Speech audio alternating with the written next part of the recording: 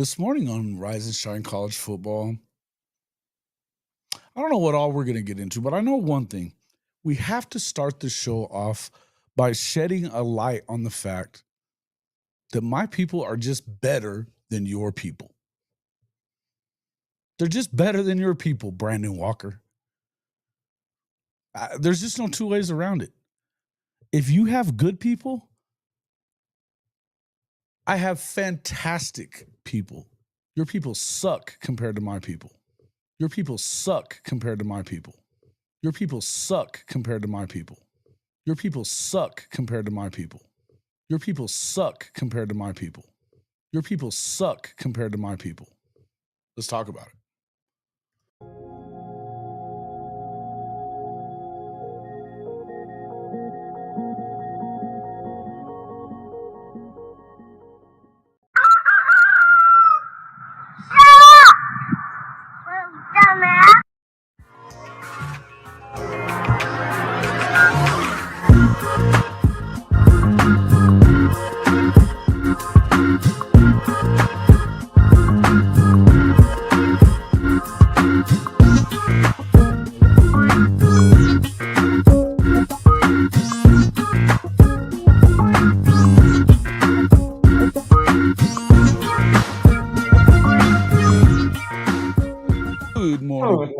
Good morning.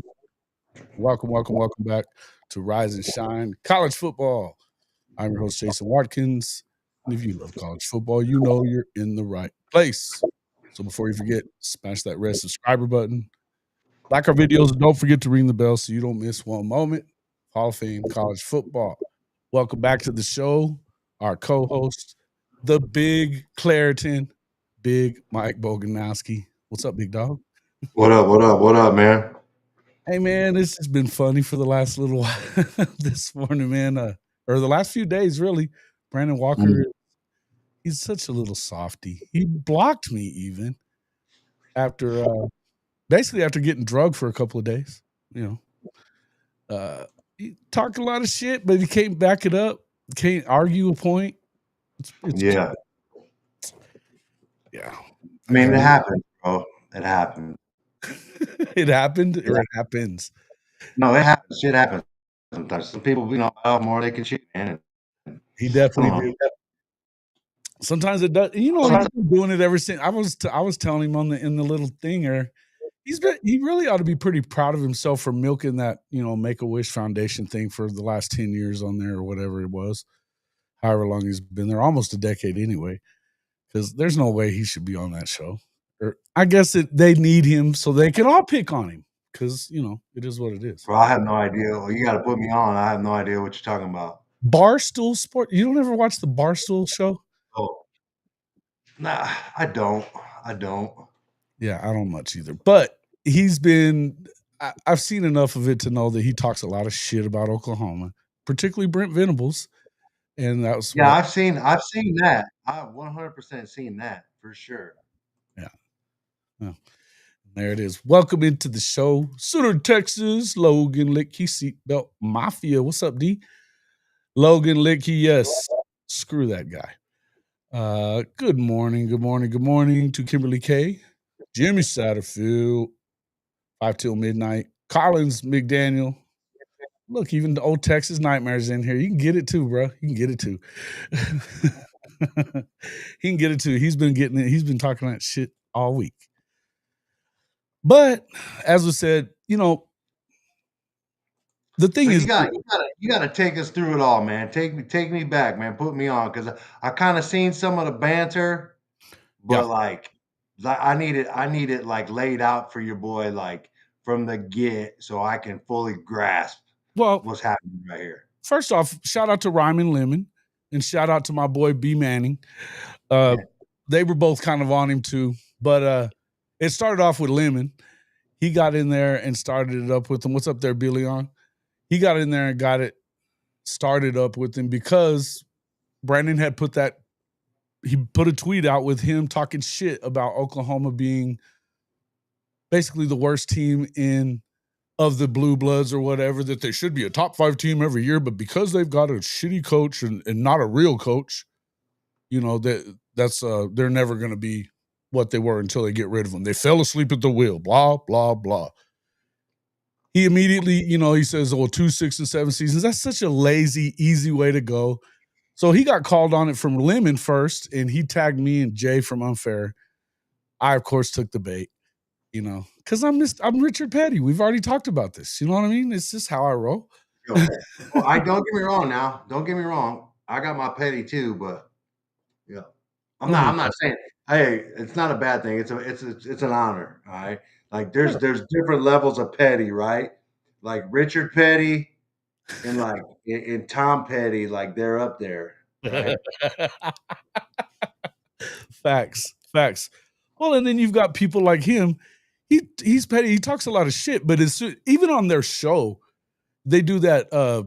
What is it? What do they call it again? Unnecessary roughness. And I got to tell you, they're all quality movie. Yeah, not as quality, not quite the quality on the podcast. I got to tell you, just not quite that quality. But I guess they think that they're entertaining anyway, and they do get a lot of followers. So it's it is what it is. You got the Barstool money behind you. I guess it works itself out. But what's up there, Steve, Rolo, Drew? What's up, guys? Crow and Neilio. Pardon my ignorance. What is a Brandon Walker? I'm telling you. So anyway, his co-host that's been on there the whole time, that Casey chick, she's an A&M chick, and she's, well, I don't want to be too much of an asshole, but she's an airhead. Yeah. Anyway, she's talked her shit about Oklahoma too, but Brandon's been on this for a few years now, and he was calling them being shitty whenever they went 10-2. In year 2, and then he was still, even at the end, whenever they were 10-2, he's still talking shit. And then, of course, because they went 6-7, but he doesn't say anything about the fact of all the injuries that went on, everything else that, happened around or whatever. And he's just like, but I retweeted his little bullshit comment and said something about, I just basically said that, he's their little troll and, or the little weasel.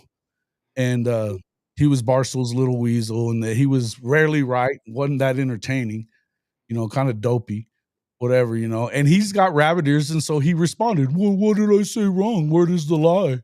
I said, "You're always wrong, bro. That's what's so right about you." And he just kept on coming back, but he didn't have anything really good to say. It was just, at one point I got him real upset, and he called me, I might be the dumbest motherfucker he's ever come across. So I laughed and said, "Got under your skin there a little bit." I've been calling him Mr. Sensitive for a couple of days. So I guess yesterday, after B Manning and Rhyming were back on him, he blocked me. I don't know if he blocked him or not. I don't know. I don't think so, because Manning retweeted that shit this morning, which was hilarious. Are you calling him? But if you're gonna talk that much shit, why would you block somebody that comes back at you just because you can't argue? I mean, he didn't even have an argument for what we were talking about. He's just going to sit there and say, "Oh, even everybody knows all that shit." What's up there? Really flawed?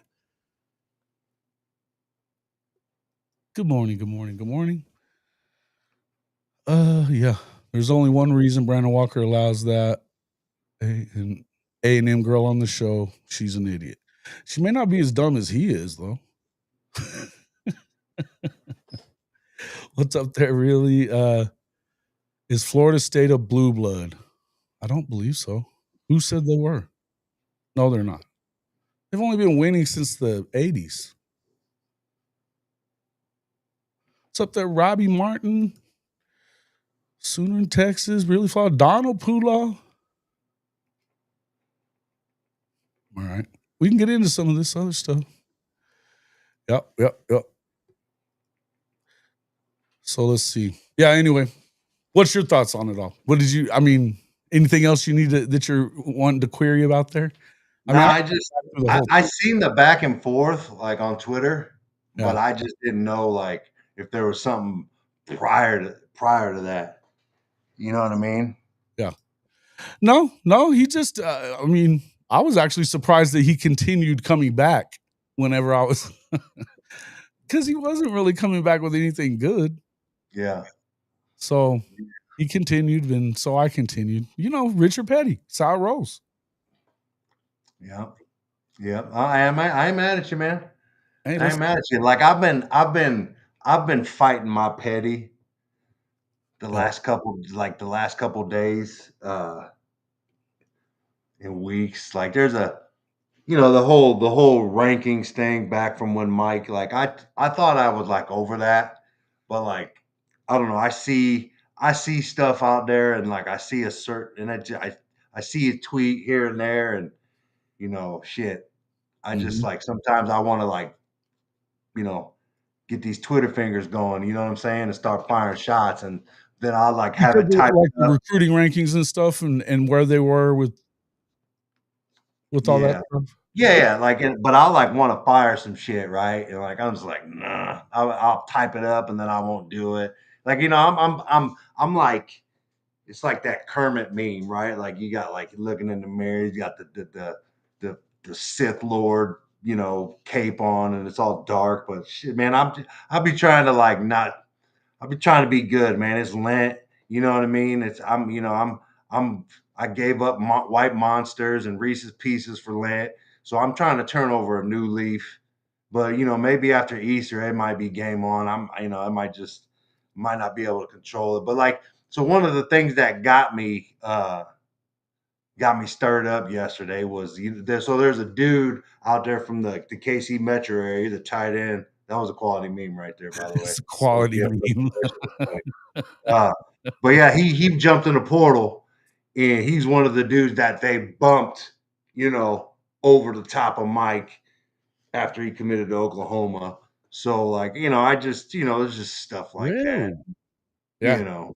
Yeah, yeah. It just and Mike, they had that one-on-one rep that was all over social media from the practice the other day. Mike got beat. He got beat. Jeez, his feet got flat. He got flat, and the Carson Kent dude made a little move on him and caught the pass. And Sure. I don't know. There's a dude out there that's like was like he absolutely got owned.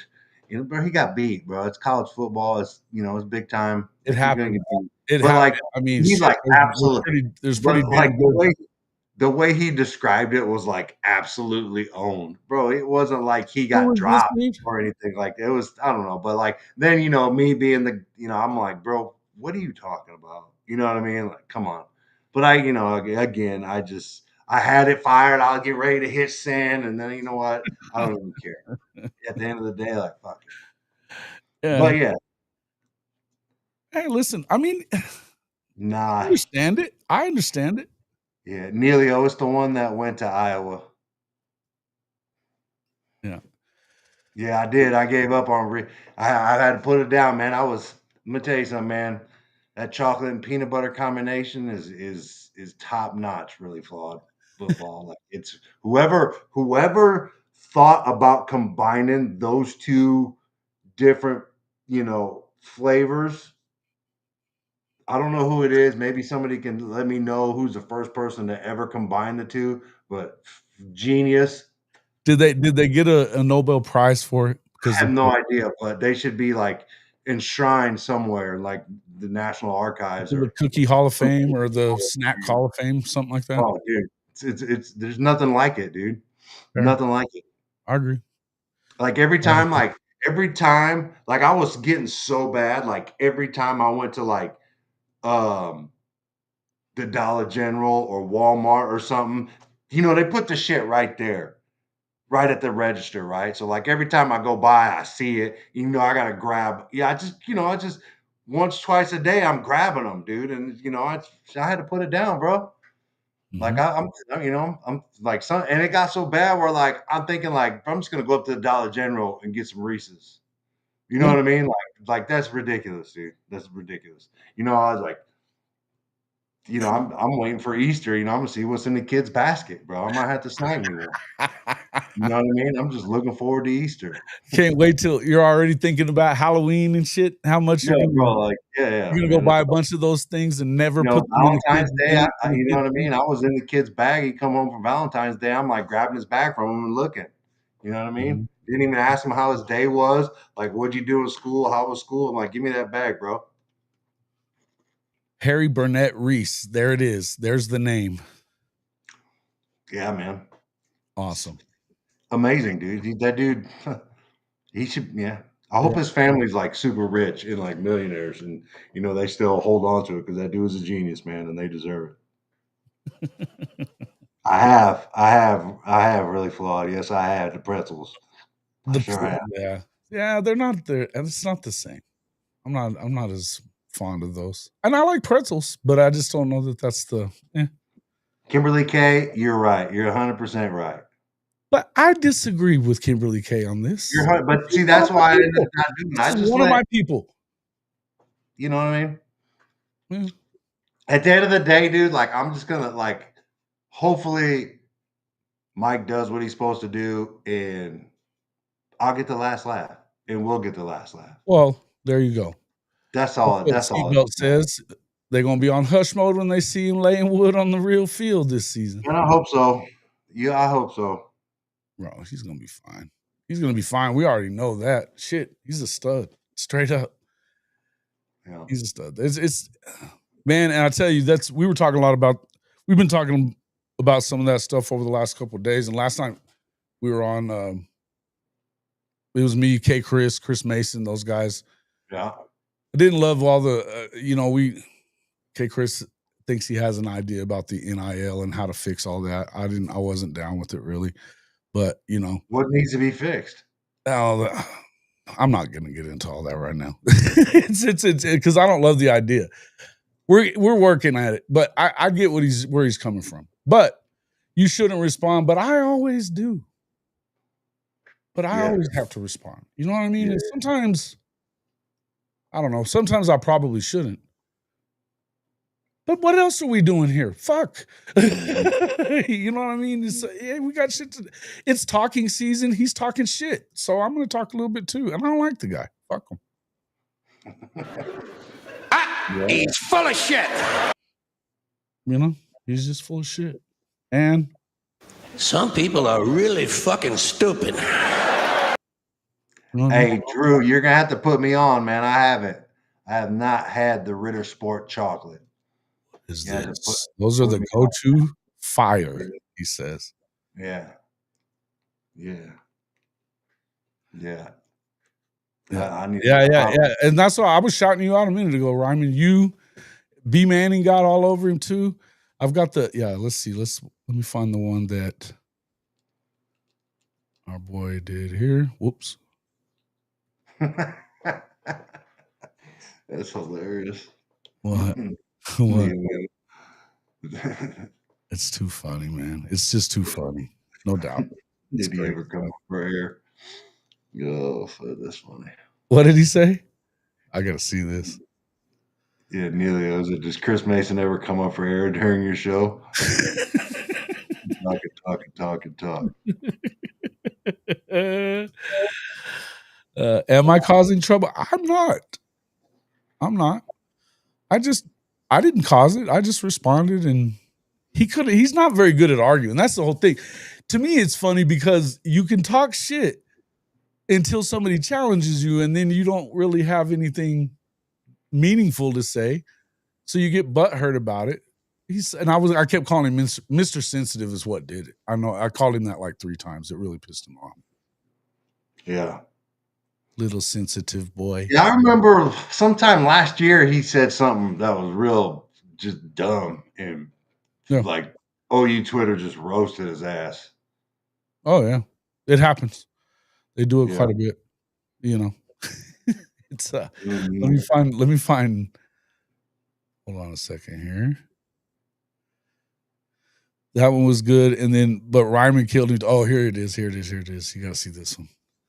Here we go. I'm gonna do that one too. Screen share. I'm gonna share a new one.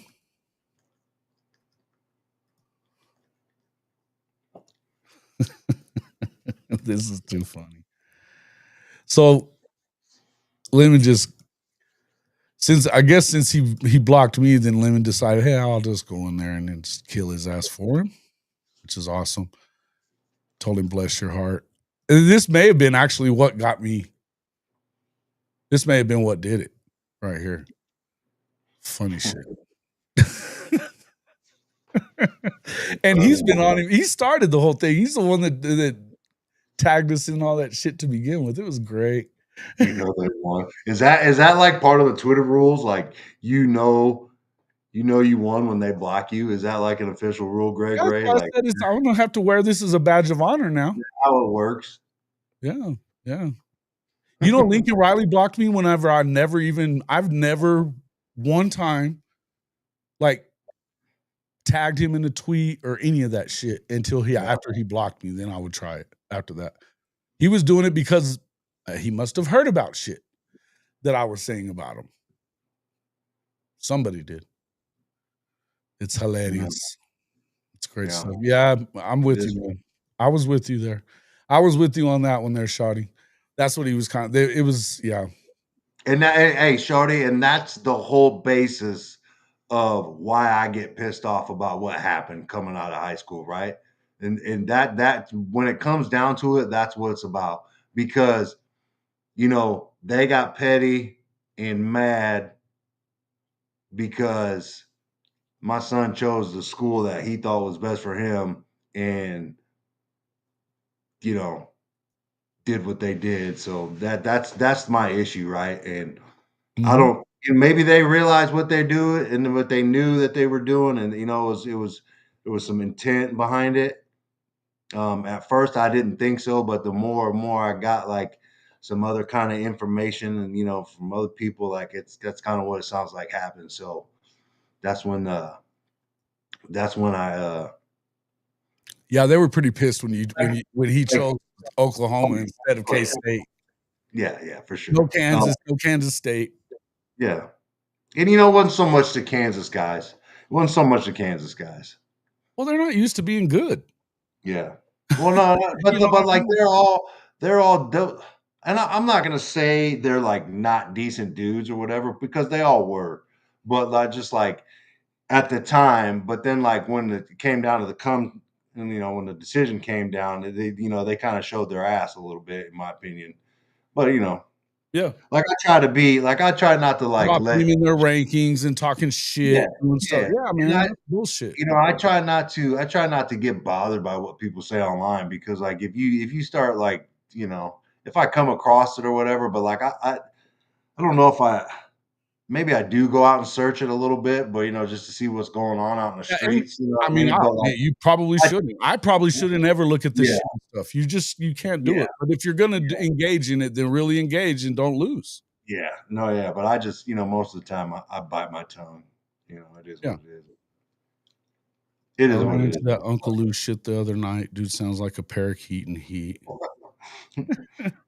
You don't like Uncle Lou on 5? Hey, I need like a clip. I need you to post a clip 5 till midnight on what an actual parakeet in heat sounds like. That I can only imagine if that's Well, here's another. I mean, Sooner Texas. He missed his own show when Gabe was on there. He did not want to face him. Yeah, I was kind of surprised at that. And then he backed down off of Gerald McCoy too. Went at him, and he got real scared. Yeah. Hey, Neilio, the only thing I'm talking about is like once my son choose Oklahoma, the rankings and like what they were saying about him completely changed. The narrative went from he's by far the best player in the state to he might have peaked his junior year. He's not the player we thought he was. Yada yada yada. And pretty much all the Kansas State assholes jumped him in the state rankings. And this is why what you listen at the end of the day probably cost him some NIL money. That's it. And exactly why what Shotty said a minute ago, if you pay kids based off of stars, it'll become worse than AAU basketball. Now think about something. We know about Dabo Swinney, the rumors have been out there forever that every time he's coming down to the end of recruiting season, he's like, hey, man, I need a bonus. He'll call up his 247 rivals guy, whatever. And the higher his class is ranked, the more money he gets. He gets a bonus for it. So we know that shit happens all over the country. Yeah. We know it does.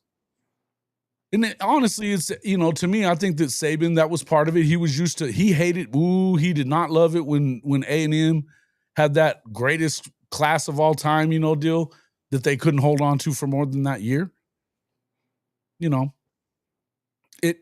But it pissed him right off. And, yeah, no. We are and still. I get it. Oh, and that part's cool. But if you fuck with when you start messing with their stars, they did it to Dent, to Isaiah too. Mm-hmm.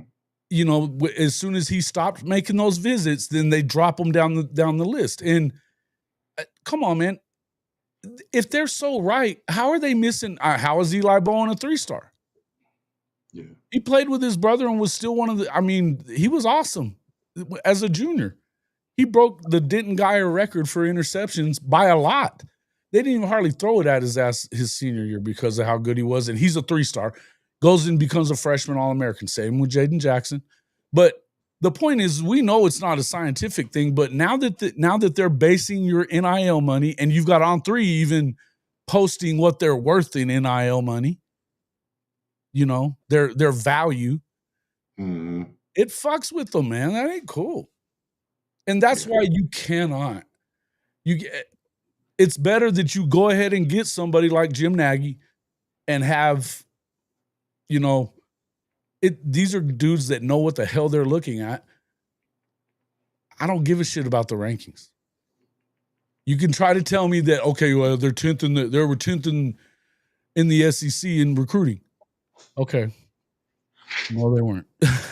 No, they weren't. Mm-hmm. Just find me a bunch of safeties that are better than Michael Boganowski or Reggie Powers or, we've been talking about this a bunch, man. You know what I'm saying.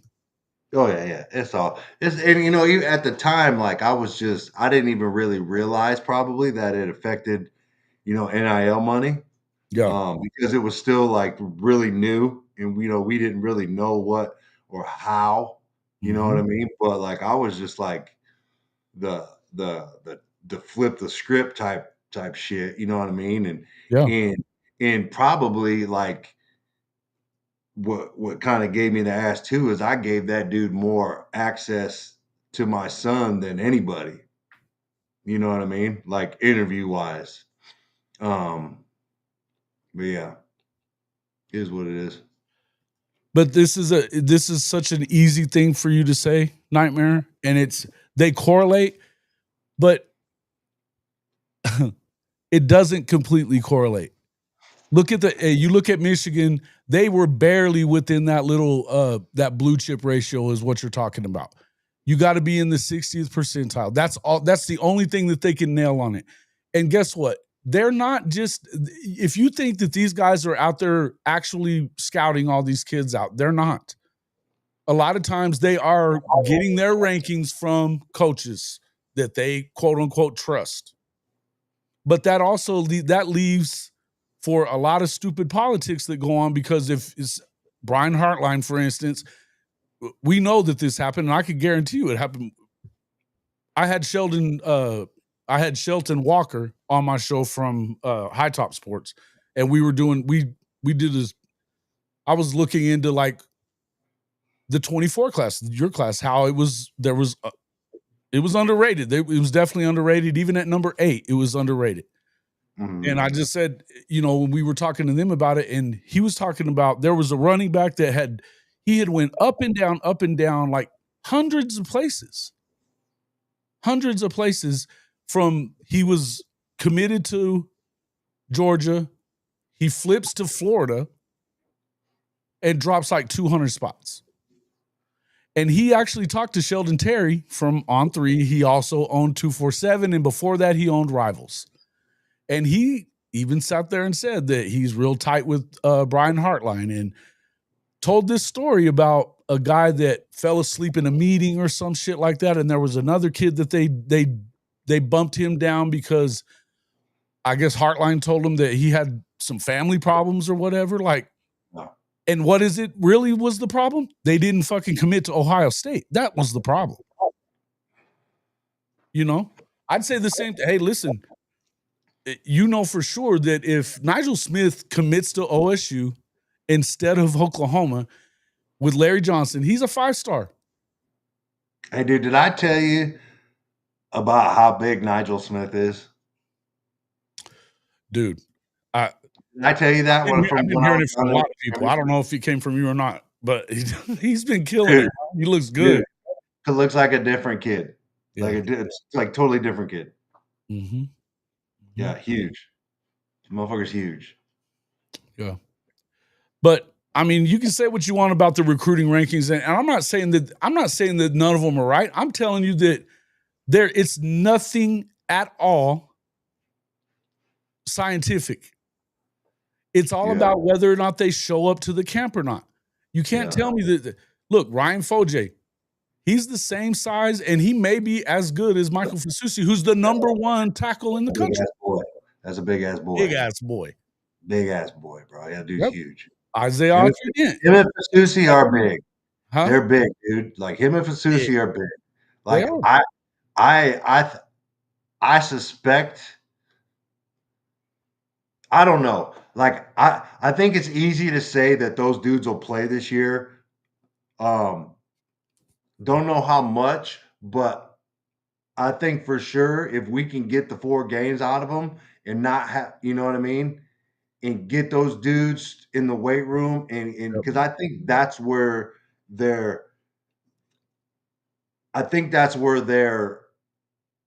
Well, there will be technique stuff that they got to get down, and I mean, you know, it's they're freshmen still, but man. And wait till you did you see Afalava? Did you see Darius Afalava? Dude, it's huge, bro. I know. Huge. Like I told you about his crutches, bro. Like are those reinforced crutches? Because just regular crutches you give individuals probably can't support that dude because that dude is massive, dude. Like he was crunching around and his triceps was just like exploding. And I'm like, dude, this dude is like he's not. I can't wait to see what he can do, man. But like I think those. You know what Mason said about him? He goes, that dude would block his fucking grandmother into the damn end zone.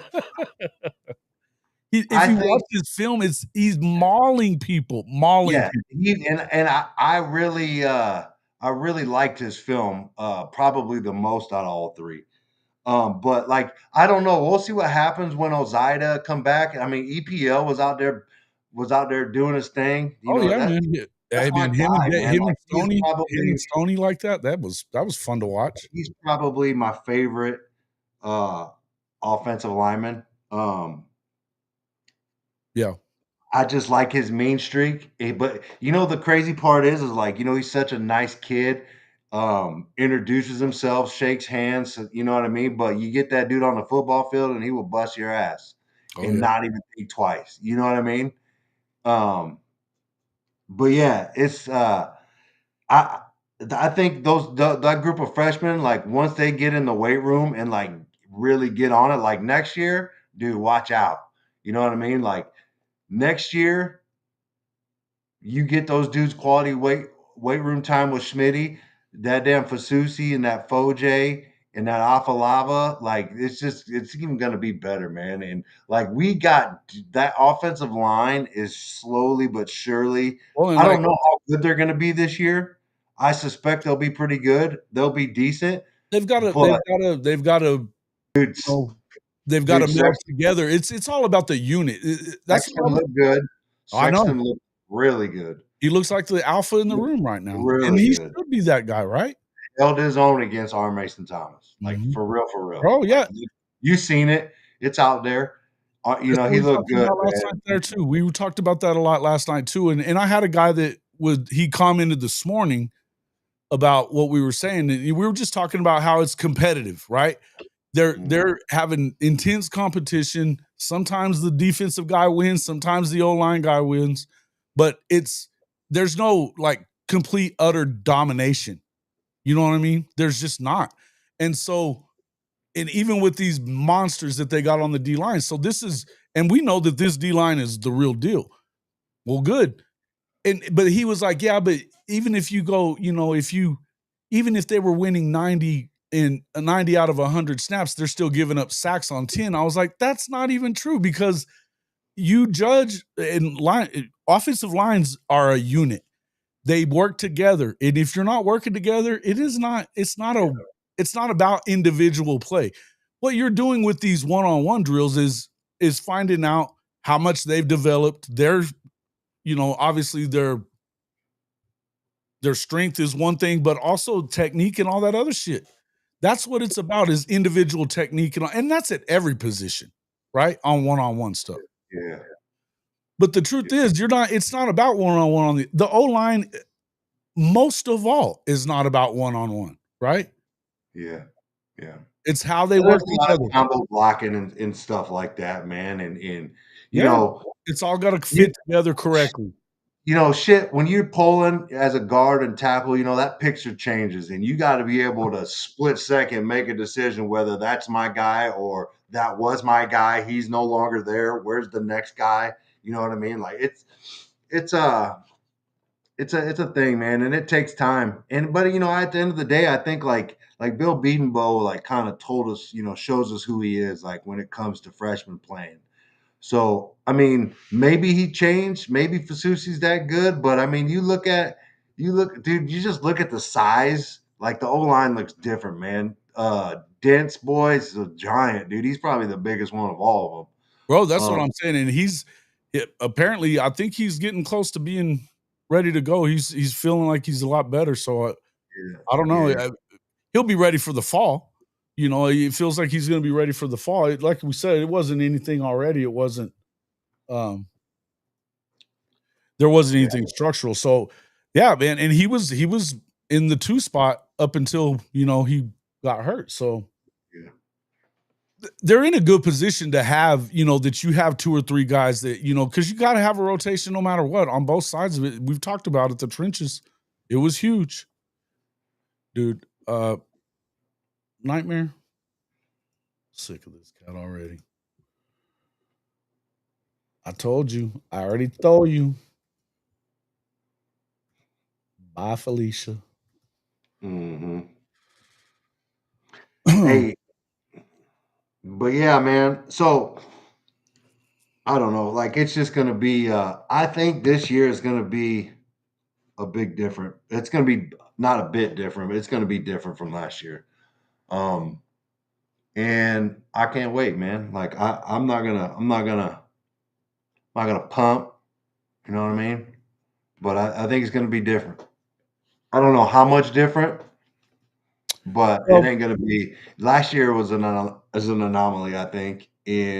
Because when do you see this offense play like that? Never.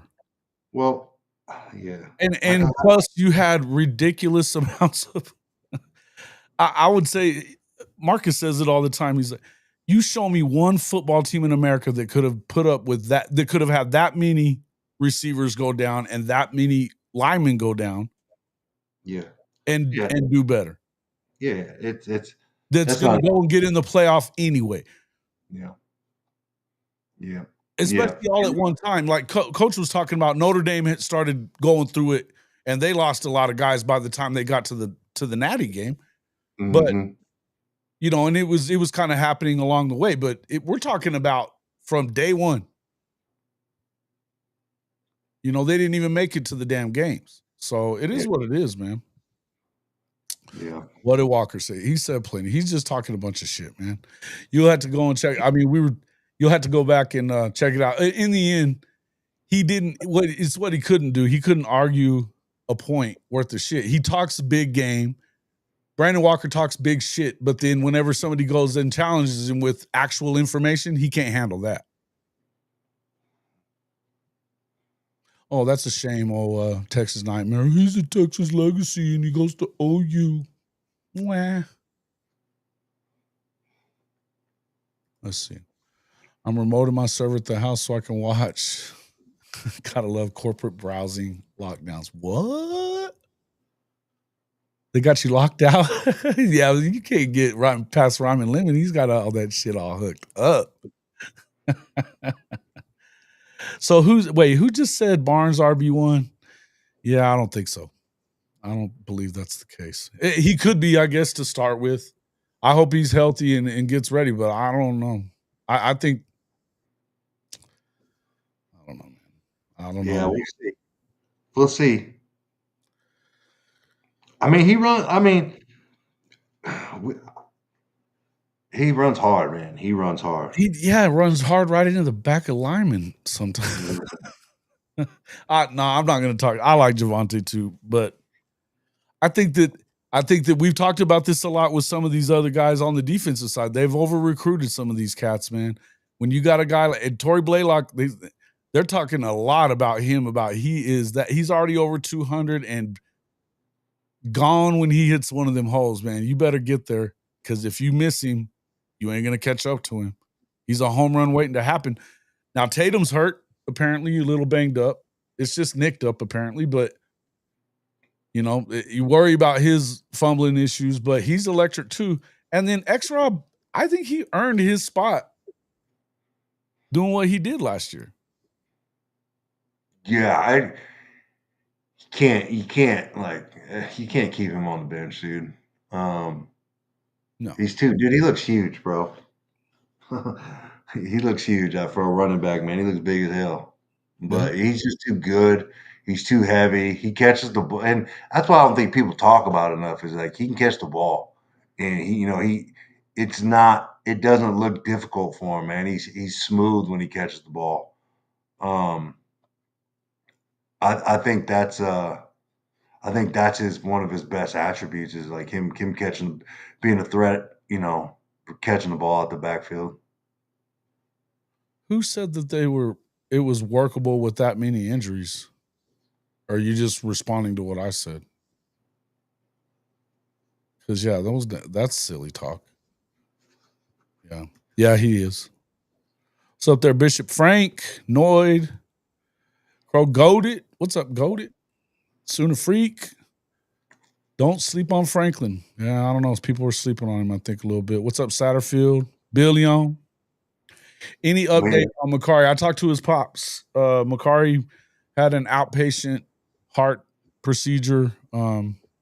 He's going to be okay. He also has to have a shoulder, something with his shoulder, but it's something simple. He should be, according to what his pop said, that he should be ready to rock and roll by the time the games get started in fall camps. So he'll be okay. What do you have a procedure on?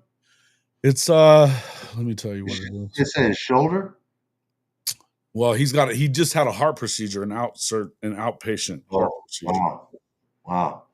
So, I mean, he ain't got to put all his business out there like that. It was already out there, and so I got a hold of his dad, and he got back with me about it. They're good people, man. I'm a big fan of the Vickers family, man. And Makari's a dog too, man. I can't wait to see him get some time. And I guess he had a little bit of I don't know exactly what it was, but I think it's something left over from here. But he said, I just correct what is called SVT, which is ablation. I'm not exactly sure what that is, but it's an outpatient thing. And I know they knew about it here. I don't think it's been something that's, just happened, but they decided to go he just did something. It was outpatient though. He was in and out of there. So he's okay. He'll be all right. And, but yeah, the prayers, keep them coming, man. Keep them coming. I told him we were all praying for him and thinking about him, all of them. So it is, I'm excited that he's okay. And that's the main thing, is that he's healthy and just okay, because heart problems, that scares the shit out of you right there. As a parent, oh man, that would mess me right up, But his dad said he's going to be able to play by the fall. So that's good news. That tells me it's not as, it wasn't as serious as what, anytime you hear anything about the heart, scares the shit out of you. Right. So it, it wouldn't mean, yeah, no problem. Yeah. But yeah, it is great news. It is great news. Super ventricular tachycardia. Okay. Thanks, Goated. I don't know what that is. I don't know what that is still, but it yeah.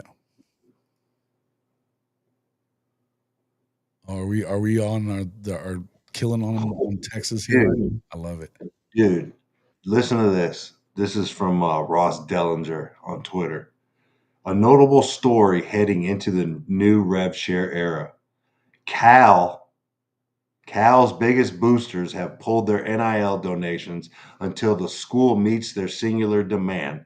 Put newly hired GM and former NFL coach Ron Rivera fully in charge of Cal football. Ron Rivera? Yeah, he's at Cal. But the Okay. Cal's biggest donor said, "Yeah, you want our money? Here's our demand, and you ain't getting our money till you do what we say to Did he do." And play that there? put him fully in charge of Cal football Wow. as a GM. As the Ross Dillon, GM. huh? Yeah, as the GM. It's a dangerously rapid heartbeat in the ventricle. Oh.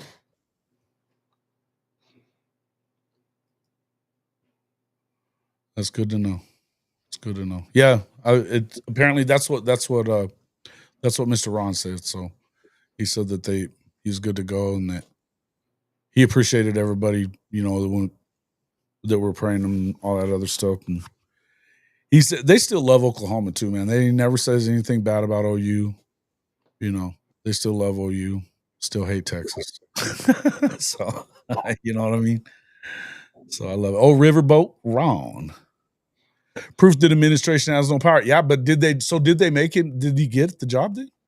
Yeah, he's already there. Oh, okay. He's already there. Yeah, he's already there. The donors are just saying, "Hey, you need to put him fully in power as the GM. Don't handcuff him."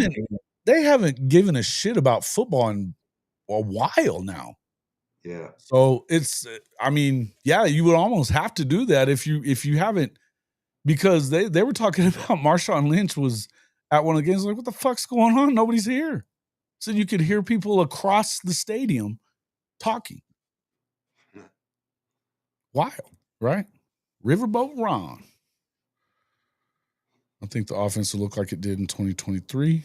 Oil trash. Is that what your name is? Oil trash? Oil field trash? I like it. That's what they call them. The old oil field trash. The trailer trash. It's oil field trash. Yep. Nice. A little different than trailer trash, though. Oil field trash has some money. Oil field trash has pretty good money most of the time. Oh, okay. Makes sense. They pay them well. But they're still, same people, more cash. Oh, shit. I love those dudes. Old Roughnecks. Did you happen to watch I don't know what made me think about this. Something we said earlier, but I put this on the back burner and I can't remember what the reason was, but did you watch the interview with Conor Stalions? I started to, but I had to get away and I hadn't got back to it yet. But he's doubling down on everything basically, and just like fucking saying we had to get there. He just doesn't give a fuck, does he? No, he doesn't. Yeah. What was funny to me is he had a Michigan pullover on still. You know what I mean? Like he still got that pullover on. Well, you know that he went to Underwood's high school and became offensive coordinator there last year to get him to go. He's the one that got him to go to Michigan. Are you serious? Yeah. That dude was at high school football in Louisiana. Private school there in Michigan. God, how would anybody? I'm surprised somebody hired him. Yeah. Yeah. Macari and family is gold. Absolutely. Patricia, his mom is super cool. His pops is super cool. His whole family. And I'll tell you what, his little brother is going to be a badass too. It's the hit stick, Zaybo. Let's see. Yeah, dude, that was I didn't see it all yet, but that he didn't give a shit. There was 2 things that, like, stood out to me, right? And they were talking. He was talking about the weight room guy. Can't remember his name right now, but he's at San Diego now. But their weight room is huge, dude. And their attention to detail in that weight room was like it was pretty impressive. And he was talking about how the block M's on the weights are always facing the right way. Dude, I walked in that weight room and within 10 seconds I saw one that wasn't like, that military mind to mind, the NCO. Like I spotted as soon as he said that, I was like a fucked up hospital corner, wasn't it? I was like, bad. As soon as I walked in the thing, I was like, pew, like laser eyed, saw that M off to the side, and I took a picture of it. I got a picture of it, to be honest with you. Because I was like, hey, you're gonna have to send me that so that we can troll them a little bit before the game, dude. Yeah, for sure. But like I was standing on there's like an upper deck that overlooks it, dude. And I was just like, boom, there it is. You know what I mean? But no, their shit was tight. Pretty impressive. You can tell it's easy to see why Michigan's Michigan. But dude, they got more money than God. I mean, it's the same. They got their weight room is massive, dude. It is, and they got some shit in there. But just the facility, it's pretty dope, man. They got that sweet indoor too. But the one thing that he said on there was that Clemson has been using Bluetooth in the quarterback's helmet prior to. I heard that. Yeah. Yeah, and I was like, "What?" I was like, because we always thought about that or whatever, and but that was crazy. And the crazy part is I didn't see much blow up from it. You know what I mean? Like he said it, and everybody's kind of like, "Yeah, whatever." Like you know what I mean? And I was like, "Are you serious?" Like, nobody's like, you know how many people talk shit about BV throughout the SEC and like the playoff, those playoff teams, Ohio State, BV was their daddy. When Clemson was beating the shit out of Ohio State every time they got up against them in the damn playoff, and they would always bitch and complain about him stealing signs and shit like that. Fucking change your signs. Yeah. That you know what? I didn't care about it in baseball. I don't care about it in the part of the game, bro. Fuck yes, it's part of the game. In game. Yeah. Not like going and scouting and filming teams. It's like in game part of the game. You know what I mean? Yeah. No, it's a good time for that one, actually, Crow. If you bitch about stuff like that, shut up, dumbass. There you go. Texas and Mizzou Paws aren't liking it that Sports Nation is hyping up OU this year. Nobody likes it, and I've got to tell you, I'm not super happy about the national media at large loving on. I don't like it either. I'd rather they keep sleeping. I'd rather they keep. At the end of the day, what it shows you is they know what it is, right? They know Oklahoma ain't going to be last year's Oklahoma, like for a sustained period of time. Like it's just not going to happen, dude. It's too much greatness. Yeah. And no, this is that you're not wrong, Neilio. They were It just shows you how hypey and trendy and easily influenced these national people are. And it's just a joke, dude. It's a joke. Dude, you know what it is? I rarely hear somebody with an independent thought about how they really feel. And it goes back to what you were just talking about with Junior and what they were doing at K-State. The K-State writers for On3 or whoever it was, those dudes know. Why do they do that to those kids? Do you know why? Because it fucks with their money. They'll fuck with your money because you're fucking with theirs. So if Mike stops talking to those dudes and now they don't get any more stories out of him, and it's, that was the number one guy, and now all of a sudden they got to keep their clicks up and their all that stuff for, they are writing based on what is going to get them the most interaction. And I don't hate them for it necessarily, but if you are if you have the power to mess with those kids' money, now it's not cool, man. Yeah. It's just not cool. And so look, I mean, I understand the practice. I get what's going on over there, but you got to be better than that. And the truth is, that's what all of them are doing. Barrett Sallee, I was talking to him last year saying, "Oh, they're never going to be what they were since hiring Brent Venables." He was the same dude. This guy's on Sirius XM. He's used to be at the AJC, Atlanta Journal-Constitution. He's a clown too. And they just do it because he knew he was starting his show again. He was a new show. So he started talking shit because he knew. And he went on the SEC podcast and did the same shit, said the same stuff. Yeah. And he knew that it was going to get, everybody knows that Oklahoma fans are going to talk shit to you if you start talking shit about OU. For sure. Colin Cowherd uses the shit out of it. He does it all the time. He's always hating on him. It's wild, man. Yeah. At least Cowherd, he backed off of it after they went 10-2. He was like, hey, I was wrong. Which surprised me. Neilio, I have. We had a little beef, and we had a talk. We had a talk, and this kind of went to like when everybody started thinking that, you know, it was going to come down to K-State and OU. Like there was something that was written about our camp and how my wife wanted him to go to K-State and I wanted him to go to OU, and there was the division in my camp. And he you know, there's something said about that, and you ain't gonna talk about my wife, bro. So I clapped back. No shit. Yeah, like, but the crazy thing is, like, you know, it is a division in his camp. Like, what camp you talking about, homie? Like, it's me, my wife, and his two brothers. Like, there's no camp, bro. We don't have an entourage. You know, we live in Junction City, Kansas. Like, come on, bro. Stop trying to paint a picture of him, of, you know, him being some diva 5-star, you know, type. That's the kind of the vibe people were trying to, and the narrative that people were trying to place on him. So, you know, it was just kind of, it was crazy. Yeah. But other than that, I haven't interacted too much with Mr. Young. Yeah, I mean so he's one of those dudes.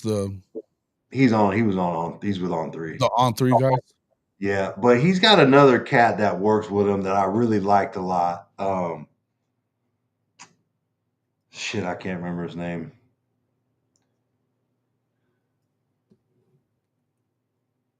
Nelia, what's the cat's Drew? Is it Drew something that works at On3 too? Damn, I can't remember his name. That what? Drew. Yeah, I was talking to Neilio. Maybe he can. I can't remember this cat's name. I really liked him, man. He was a good dude. But yeah. Yeah, damn. No, I didn't say that you did. You said that you were talking lots of shit about him there, Noid. And again, I think that I just think that if you start, it's so easy, and that's what the Doomer Surge guys do, is they just put it all off. It's so simple and lazy to put it all off on one thing or one guy or whatever, which is the same thing we're talking about with Brandon Walker. You're just going to sit there and put it all off on Brent Venables. He's just not a head coach. That's a lazy fucking narrative. Yeah. It's a lazy narrative. Do we want him to improve on game management and this and that or whatever, and, you know, be more of a CEO? Sure, whatever. That somebody just asked a second ago, why are people so against him calling the defense? Because they got to have something to talk shit about because they don't believe in him. And so they're looking for something to say, nah, it ain't going to work. And, you know, hey, well, they missed on Knowles. Shit, he's been better than Knowles. He's considered the greatest defensive mind in this era. Why the fuck you would have a problem with him calling that defense? I have no idea. We missed on Knowles and got, you know, two former versus South Carolina. Okay, I understand that. That's one thing. But they had to do. Listen. They were down 21 in 5 fucking minutes of that game. Did I agree with the fake punt? No. But you got to find a way to spark the team at some point. And that's what he was trying to do. And when you have from what I understand, you've got Seth Luttrell flipping out in the fucking locker room because they changed the play on that touchdown pass to Brennan to BT. You know, what the fuck? You know, they hadn't scored in 3 fucking weeks. Son of a bitch. Or, I mean, 5 quarters is what it was. They hadn't had a touchdown in 5 fucking quarters. Yep. Yeah, let it go, Seth. And that's the whole thing. It's like there's a lot of things that were conspiring against that team. It's just I think that it's so simple that a lot of people do that. I'm not saying for sure. I'm not saying that you were saying it's just on that, but that's what a lot of them do. And it's certainly what the national guys do. But even the Doomers guys, all those Doomer dudes, they do the same shit. I see it every day that, it's always after the fact. You don't see a ton of it in here because people know that I'm going to expect you to bring some context with you. You better have something else to say other than they fucking suck. Because and that's the other thing. I don't know how it is as a fan. Why would you talk as much shit as you do? Some of these guys do about players and coaches and everything. You don't think that these kids see all that shit on Twitter and everywhere else? Because they do. They do. And yeah, I mean, look, there's a learning curve to it, but he also is building an elite defense, an absolutely elite defense. And it's damn sure gotten better from year 1 till year 3. It leaps and bounds better than it's ever been, and it's probably going to be better again.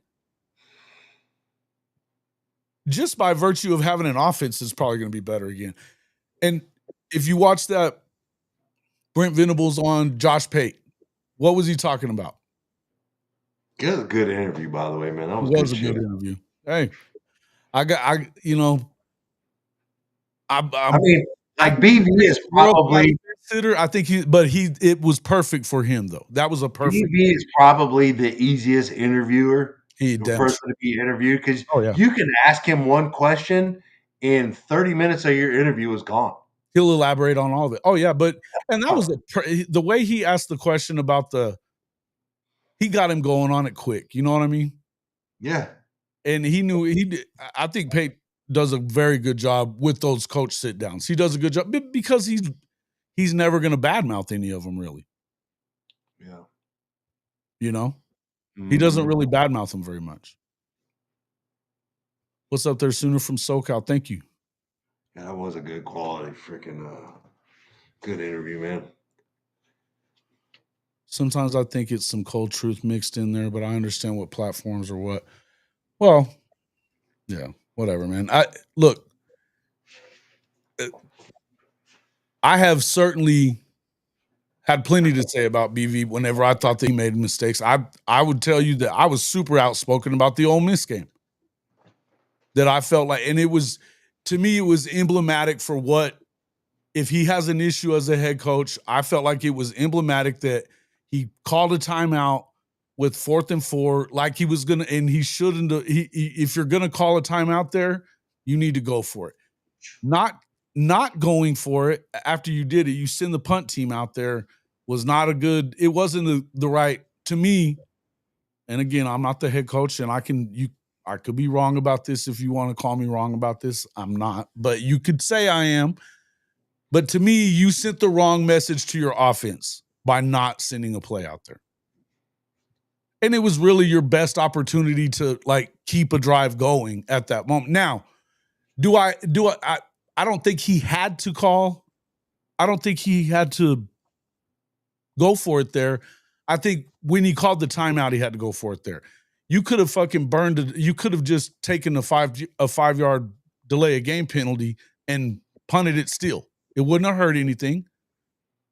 That's why I think, you know what I mean? And I just felt like that was it was the message that he sent to his offense that he didn't trust him. Not that he should have, but he didn't. So that's my next question. I'm like, bro, were you watching the second half of that game? Yeah. Listen, I understand. That shit pushed in up front, brother. I understand that, but the point is if that's that should have been an automatic thing then. Yeah. You know, if you didn't trust him, you didn't trust him before the timeout either. How do you know it was BV? How do you know it was I don't know. BV that? Because it could have been BV was probably trying to go That's for on it. him there, brother. That's on I him. got talked out of it. That's all I'm saying. He could have been like, dude, get your best fucking play right now. Let's go. Yeah. You never know. You never know, man. We need to hear the black box recording of that. Look, it's just, to me, I felt like that was emblematic for anything that I feel like that there's issues with. And I love Coach Venables. You guys know that. I do. I think he is going to get it right. I think he is. And you know what? I think I said this, I may have said this on Dent show the other day. I believe that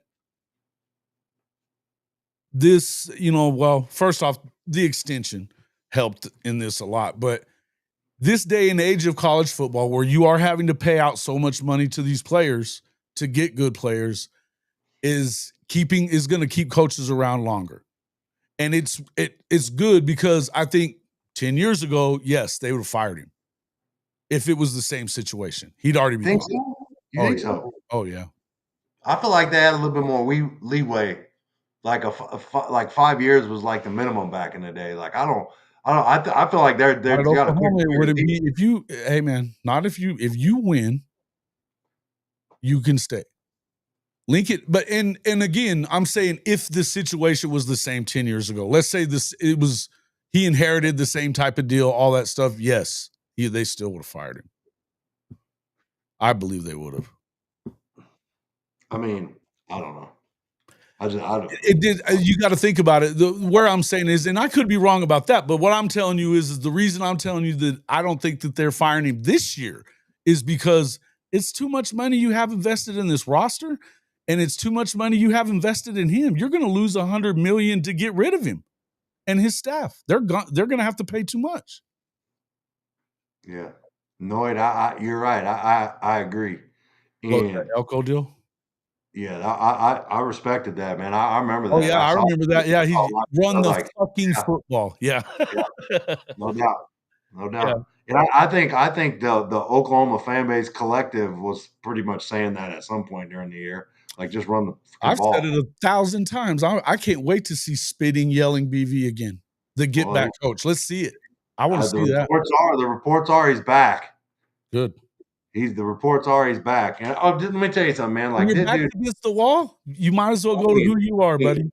Like, dude, the coaches are like I'm impressed with Oklahoma's coaching staff, right? Like, I really am, right? And here's why. Because, this is just a practice, on a Saturday in the spring. Yeah. And you would have never known it, dude, by the way the coaches were animated and involved and yelling and trying to get people in the right calls and coaching up players.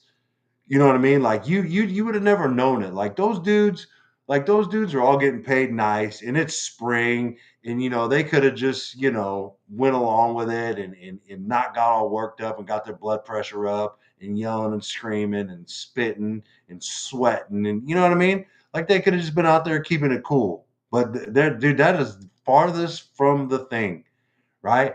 Like there's people out there, there's family on one side, and they got coaches from, they had a little high school coaching clinic, and bro, players are getting the business.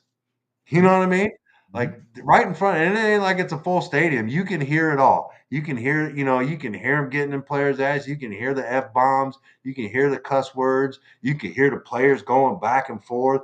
Like, it's just not like they're not like they're working, man. And those dudes, they got a great staff, and it's gonna show because they're getting it in out there, man. And I was getting hyped a little bit. You know what I mean? Players started talking stuff. There's some, it was good stuff, man. It was really good stuff. It's good to see. But man, like the coaches, man, they're getting after it, dude. The coaches are getting after it, man. Well, I don't think that was really a big change, was it? I mean, they were getting after him already. Yeah, but that's what I'm saying though. Like, if there's a like spring You know what I mean? Like, you don't have a game coming up. You know, some coaches probably tend to just, not be as animated. You know what I mean? Yeah. But that's not the case at Oklahoma, man. That's not the case. Yeah. Derek, you're right. If you're sleeping on what he's building, you simply aren't paying attention, or you're just hating because and that's absolutely true too. That's what we were just saying, is that I'd rather that the national media continued to sleep. And Noyd, you were asking about JD Pickell. I think JD knows ball. He's a college quarterback. He knows the game. Now, he's a college quarterback? Yeah. Where at? It wasn't anywhere big, I don't think, but yeah, I'm pretty sure he was a college quarterback. I didn't know that. I'm about to research it, but sorry to interrupt. But here's the thing, no, I mean, I will say that last year here's where I said, when he said what he said about his prediction from last year, because he had him going 6-6 last year, hating on him, right? What? He's a receiver, but his picture. He was a receiver at Baylor, but his picture is hilarious. I thought he was a quarterback for some reason, huh? I don't know why I thought that. Baylor, huh? Okay, well, he's a D1 guy then. Yeah. Okay. Well, anyway. What was I saying? Oh, when he said what he said about OU, because last year he was saying 6-6 and all that, and then I mean it happened, right? He predicted it right. But he predicted it right for a reason that he wasn't talking about. But he could have easily been like, hey, yeah, I'm pounding his chest. I had it right. Fuck y'all, OU fans that hated on me like that. He didn't. He was like, yeah, well, I kind of backed into that one. You know what I mean? He just didn't. He wasn't believing in him and all that. And now he's like, I think he's overcorrecting the other way a little bit, because he's got a man crush on John Mateer. Holy shit. Yeah, dude. I don't know why it says Baylor wide receiver, but his career and his history is for Cornell. I don't know. It's a good question. It won't load. Oh, Sippin's trying to come in, and damn it, it won't load him in. What the fuck? Why not? Hold on, let me see something. Shit. I may have missed you. Hey, Sippin, I may have just missed you, bro. I had it wrong on there.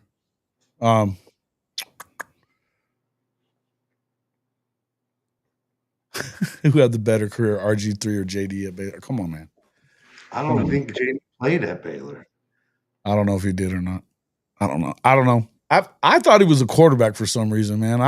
I could be wrong, for sure. Apparently I was. I know he played college football.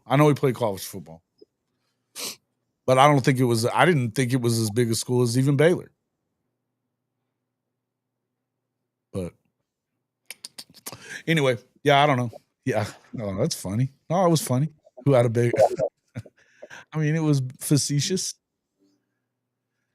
Yeah, man. Listen, and like I said, I think that here's what, and I'll tell you this much: I can guarantee you that when Nick Saban tried to hire Jeff Lebby out from under BV after that first year, he was hoping to cut a leg out from underneath BV before he got that defense right, hoping that he wouldn't last, because he beat him twice in the national championship game, and he had to deal with them 4 times in the national championship game. He was a thorn in Nick Saban's side. He's not a fan of BV, I don't think. You know what I mean? So look, and listen, and here's the thing. That's not any shade at Nick Saban. That's the smartest fucking thing you could do as a head coach, is not have to deal with that guy very long in your league. With a program that has the resources that Oklahoma has. I'd be trying to cut his fucking throat if I was coaching somewhere opposite of him. Guaranteed. Guaranteed. He has a helmet from Tulane on his podcast. That's right. He does. He does. Always, too. Yeah, that could be it. I know he's from LA. He talks about he used to go to USC games all the time. He was a USC guy back in the day, but he does have that Tulane helmet. Yep. Yeah, I don't know. Is that for real? Yes, that's for real. Come on, man. Think about it. He wasn't taking no for an answer. He kept on. I mean, Levy had been saying he wasn't going to take the job for weeks. And he kept coming back at it and kept coming back at it. And so did Kirby, by the way. Yeah, hell yeah, he was. Hell yes, he was. That's what got the outlaw college football butt tickled. There's another punk bitch. Oops, sorry. Not sorry. Fuck that guy. That's what he got all butt hurt about, though, and told me that I was bullshit. You guys are thinking way too much about yourself. Shut up.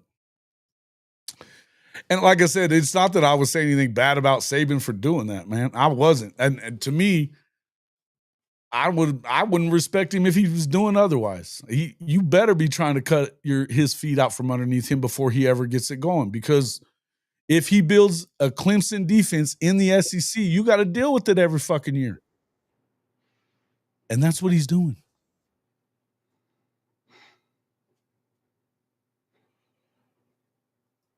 I hadn't watched it yet. But I like Kendall's show. With him and Kip, they said the word "like" way too much in that first one. It was funny the way he was on Kendall was on with Jay and Coop.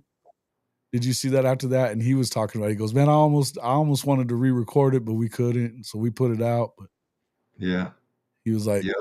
You knew he wasn't going to be doing the like thing anymore. He got a little behind the scenes, a day in the life of what he does. Yeah, I like him, man. It's pretty cool. I like the kid. I mean, the only question I have is like, why is he going to? I hope he's not paying money to go get that red light therapy. They got that shit right in the stadium. Yeah. Maybe he got a little NIL deal or something going on with him, but he could. I was fixing to say that could have been strategically placed, bruh.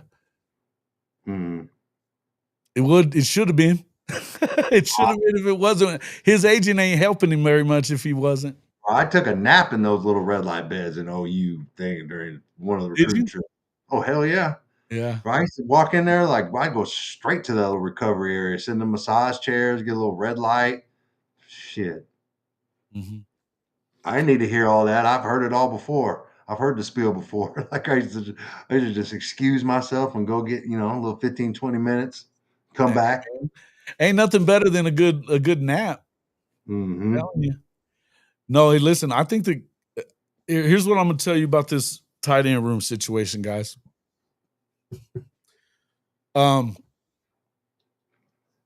First off, I don't think that they're done. I think that they're going to probably work on that. Second of all, I'm not as worried about that shit as a lot of people are. That's like your opinion, Neilio. Neilio said, I loathe the usage of like. Well played there, Noid. Well played there, Noid. No, here's what I'm going to tell you guys.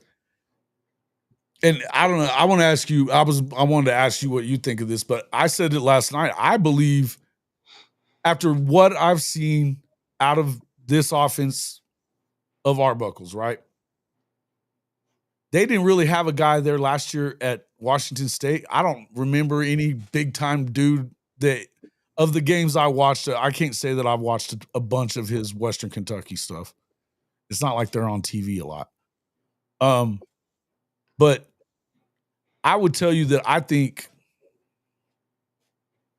there's a lot of guys that could be getting the ball.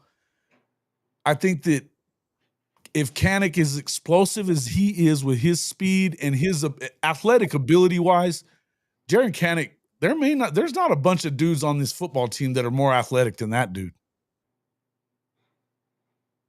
There's not. Is he going to be a big time blocker for you? Probably not. He's going to be an H-back type of guy. He might be, in the whole simple blocking, stuff like that. But I don't expect that dude to be that guy. What you might be able to get him in space though, and it could be a huge boost for you in certain ways. Now, but if they don't get that guy, I don't know. I mean, one of these newer guys, the one new guy, he looks like he can be that blocking tight end. Fine. I don't know that they have to do this a bunch, right? I just don't know that they do.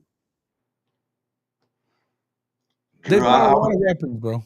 Drew, I would tend to agree with you right now. That's what I'm saying. I don't think it's as big a deal as everybody else is acting like it is. Dude, I do know that if they can find a guy in the portal that's really good, then they will make a move. Yeah, that dude. Well, the kid I was talking about earlier, the one that went to Iowa, his name's Gavin Hoffman. I couldn't remember his name, but yeah. Yeah. You know what? I saw that kid was in the portal. Yeah. And Iowa's a play. I mean, shit, even if he wasn't playing at Iowa, but there's a lot of dudes that are badass tight ends that went to Iowa. Yeah. If there's guys available, I never really understood that. Like, how does Iowa like produce such tight ends, great tight ends, but their offense is terrible? I just never really understood that. It blows my mind. Yeah. I think that Kanik is going to be. I think he's going to be really good. I think, man, he's a football player. What Neilio just said. I see Kanik having the tight end designation only in name. He'll be used all over. Yeah, I think he could be a Swiss Army knife type of guy and help you. Throwing passes. Yeah, I don't want to see that. I don't want to see that kind of stuff either. But I think that you get him the ball in space, out of the backfield, in the slot, wherever. Get him the football and see what he can do. Iowa never has good quarterbacks. They have good tight ends, though. It's tight end you, brother. No, that's what I'm saying. Like, you never know who these guys are until they go to the NFL, and all of a sudden you're like, who the fuck? Where's this dude come from? We come from Iowa. We missed on I don't even want to bring it up.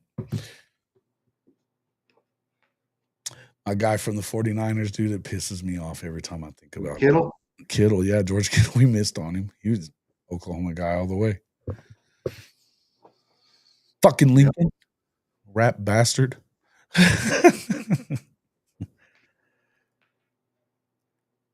Yeah. Yeah, look. There you go. Again.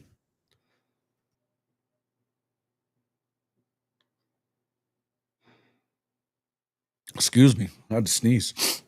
Yeah, look, I don't know, man. We're going to see how it goes. But I would just tell you that I don't think that you have to have. If that room doesn't really become a huge weapon for you, okay. It hasn't been for a few years. It wasn't 2 years ago when they were top 5 in the country. You know? And not for nothing, but Mark Andrews is not coming through the door. Yeah. Just is what it is.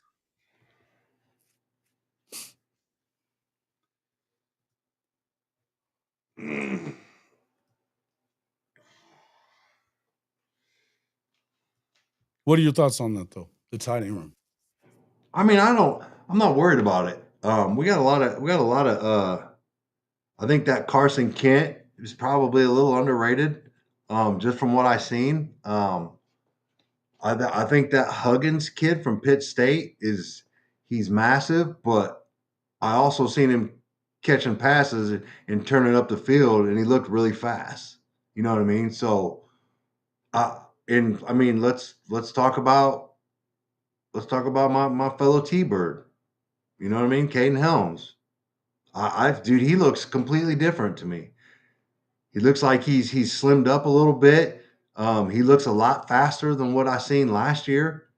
And I think if he gets to where, the playing, shape and gets back to speed of what he was coming out of high school and his first year before he, went through that knee problem, like, dude, he's going to be a real weapon. And I mean, obviously you got Kanik. And you're kind of disappointed with what's going on with Mitchell. And then you got the other cat from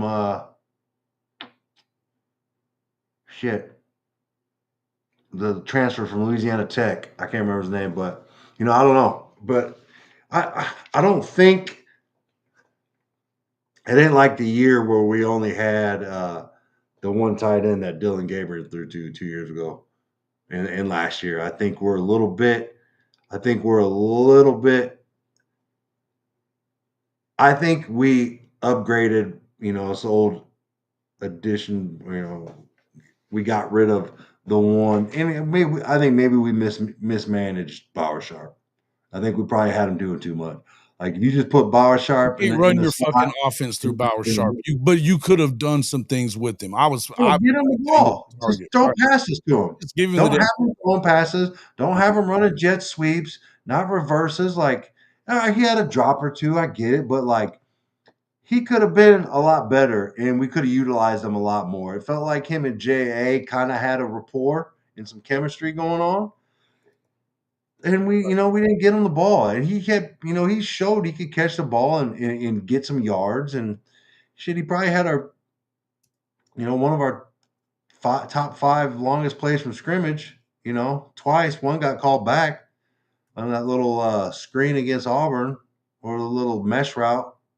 We got pass interference on. But I mean, I don't know. I feel like we got rid of, we lost 2. We lost Jake Roberts and Bauer Sharp, and we added a few more. And I think it's too early to really know. And I would really like to see. I'd really like to be able to gauge that off a scrimmage, like a spring game per se. But obviously getting that. But I think in end of the day, like I don't know how much of the tight end is involved in Arbuckle's offense. I mean, you had the tight end at Washington State last year, didn't have a lot of catches, but had a lot of touchdowns. I think he had 6 catches or something like that out of 6 touchdowns. Well, he had touchdowns. He just didn't have a lot of catches other than that. But yeah, I'm saying. But if you're using them, I mean, look, man, if you've got a weapon that you can use, and like what Neilio just said, once Jaren is proven to produce on the offense, watch him used on decoys and end arounds to mess with the defense. You take a defender out of it, and I think that's what I'm talking about. I'm not trying to say that he can't block, right? I'm not saying that he can't. I don't think it's as easy as saying, okay, I'm a tight end now. I'm a good blocker. It's not. I mean, we're talking about blocking defensive ends and shit in college football in the SEC, which is tough. Okay. Pass blocking is not that easy. I mean, there's just certain things that it's not that simple to do, and that guys that have been doing it forever don't do it very well. So I'm just saying, I'm not saying he can't. I'm saying it's a lot to ask of him. I would like you to use what I know he can do, and that's run well and be, just like a spark for you. I think he could do that. So whether or not he can block or not is kind of irrelevant. I was just saying that's not what I think you're using him for if you're bringing him into the game. When you've got a guy that can block pretty well. Yeah, but I mean, you gotta have him block and do something, because every time you bring him in, like, you know what I mean? Well, he has to be. I get that part too. I think he's a zone insert type of blocker. I don't think he's like firing off in that type of thing. I could see. Do you think this is a split zone type of? Is there a lot of split zone in this offense right now too? I would imagine everybody runs it. I know they do a lot of, but it hasn't been good here. Well, I'd rather see the outside zone. I mean, he runs that. There's that too. That gets ran. Yeah, I've seen that before from him. Yeah, man, that's a. Yeah. Yes, you're putting him on offense to use straightaway speed. His strength is a definite plus for sure, no doubt. But the kick can fly. No doubt. No doubt. Exactly. Thank you. And that's what I'm talking about. That's what I'm talking about. I'm just saying that I want to see him get the ball because the dude runs 4.4. and he's going to be hard to tackle. You know, he's going to be a mismatch for a lot of linebackers. He'll certainly be a mismatch if you get him out on the edges against a small cornerback.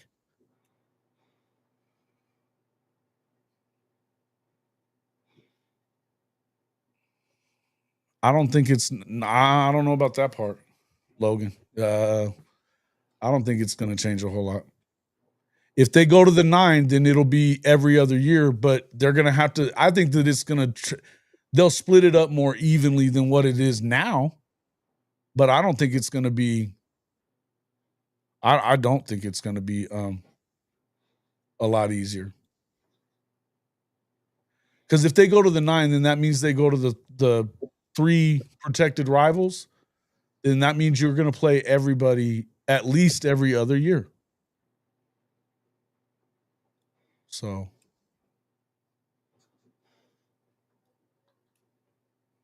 yeah, Bauer didn't block for shit.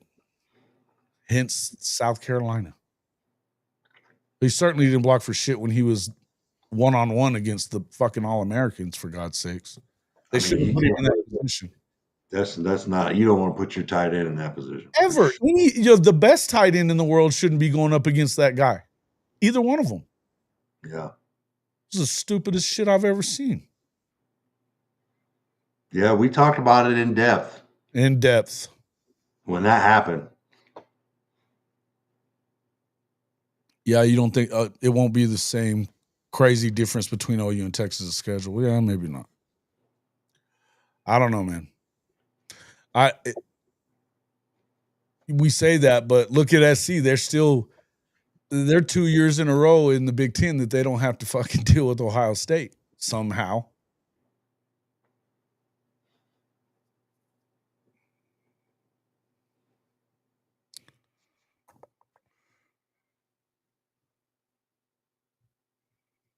We will play Texas, and the other 2 in that scenario would be LSU, Mizzou, Arkansas. I don't know that they're not. I don't think it's going to be Alabama because Alabama's got its rivals built in already forever. I think it might be LSU, but I've been here in Florida. I think it's Mizzou, obviously Texas, and we've heard Florida from that was the original. It's Mizzou, okay? Yeah, Mizzou, yeah, or Shit Zoo, whatever. Fuck them. I hate them. I hate them. They need to beat the shit out of those guys this year. Beat the shit out of those guys. Yeah. For sure. Like behind the woodshed. Yep. Shut Drink's ass up. Oh, they're going to get hell too when they get here with all that shit he was talking about Coach Stoops after the game. He didn't say shit about BV. He was talking that shit about Stoops. That was dumb. Fuck that guy. Yeah, look, I do think I kind of wondered if I think they're trying to build up they're definitely trying to build up a natural rivalry, I think, with LSU. And they may have changed their mind on that, right? What happened in the pod system the SEC was talking about doing? I think that could come if they expand. Bro, you're being messy, Bishop Frank. Brock Bowers? Come on, man. Come on, man. Come on, man. Come on, man. You know I ain't letting you do that. Come on, Bishop. I can see Kenneth lining up as a running back. Yeah, H-back. He's an H-back. What was somebody saying up here a second ago that I saw too? Hold on. They are owned by Michigan, man, a.k.a. Harbaugh. All I'm saying is I think there might be a little, like, not playing offense to playing offense in the SEC is a completely different jump. So I don't want to put too much expectation on Kanik and hope it be the savior of the tight end room. But that was the whole point I was trying to make. Is I don't think that I don't know that you end up going from where you are right now in that tight end room to the best tight end room in the country in a couple of months. Regardless, no matter what. if you get anything out of those guys, whatever you get out of them, I think is gravy. But I don't think that they're depending on this tight end room to like lead this program to the promised land, man. I'm sorry, I don't. And they shouldn't be. You know what I mean? Michael Cole, has anyone clarified what is keeping Devon Mitchell off the field? I have not. I've heard some stuff. I mean, he tweeted himself after the bowl game. You know, it was on him why he wasn't playing. So I don't know if that's still valid or whatever.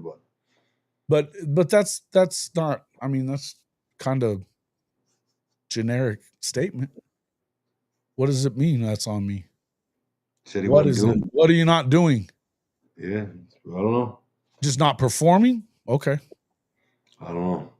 Yeah, I think it's a little bit of growing up problems or something from what I hear. He's not quite there yet, but he was 17. I think he's just now turning 18, to be honest with you. I can understand that. Not going to kill you. I think he's still got time. You know what I mean? They redshirted him. I don't know. I don't think kids got that much time anymore this year. I don't think they have as much time. Well, I don't. Yeah, listen, I think that he needs to come up with something this year and prove something to. I'll tell you what, though. And here's the one other thing I would say. I know everybody's so down on Joe John. Okay. I get it. Let's not forget who's there, too. With Kevin, Kevin Wilson being there, that's going to help. It might be your biggest weakness, yeah, Billion, but I think that they're going to work. I think we've been working around it, and I don't know. It's something that you have to have. I think you have a couple of guys that can block as blocking tight ends. As far as the rest of it goes, I don't know. I mean, I think whatever you get from them, pass catching wise is going to be gravy. That's what I think. Yeah, okay, Bishop Frank, I'm going to let you in here. You do not come in here being messy with that silly shit. I'm going to tell you now. Bishop Frank, calling to see. Hey, welcome into the show. Don't you give me that Brock Bowers horse shit. I ain't hearing it, but you're muted. Hey, let me spit my fire. Then you better spit some fire and not some bullshit. Hey, I was trying to stir it up, wasn't I, Jason? That's silly stuff right there, bud. He comes from not being a tight end ever to Brock Bowers. Come on now. Come on. Hey, it can happen. Wink, wink. Yeah. Okay. Let's see. What I'm 100% on Kanik. I said make this move 2 years ago. Well, we've been talking about this for sure. That's a conversation we've been having, and I think that it's all upside, right? It's all upside for it. It's got to be better than what he was as a linebacker because that wasn't good. Go ahead, Bishop Frank. Speak. Nah, bro. The simple fact is what I was saying back then is that you have all these young men that have already played the position, so it's second nature. Where Kennick was having to play catch up, and it's not natural. Just not natural, and understand. He was a natural touchdown machine in high school, so I mean, and he was talking about that it was more natural to him to play offense. Yeah, but he loved BV, and he knew BV was a linebacker coach, so he gave it a shot.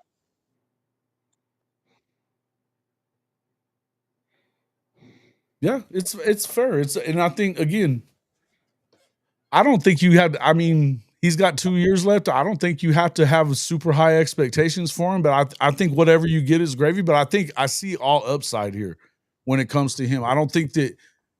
But what I was saying about the blocking, I'm not saying he can't block. He can probably run blocking is certainly easier than pass blocking.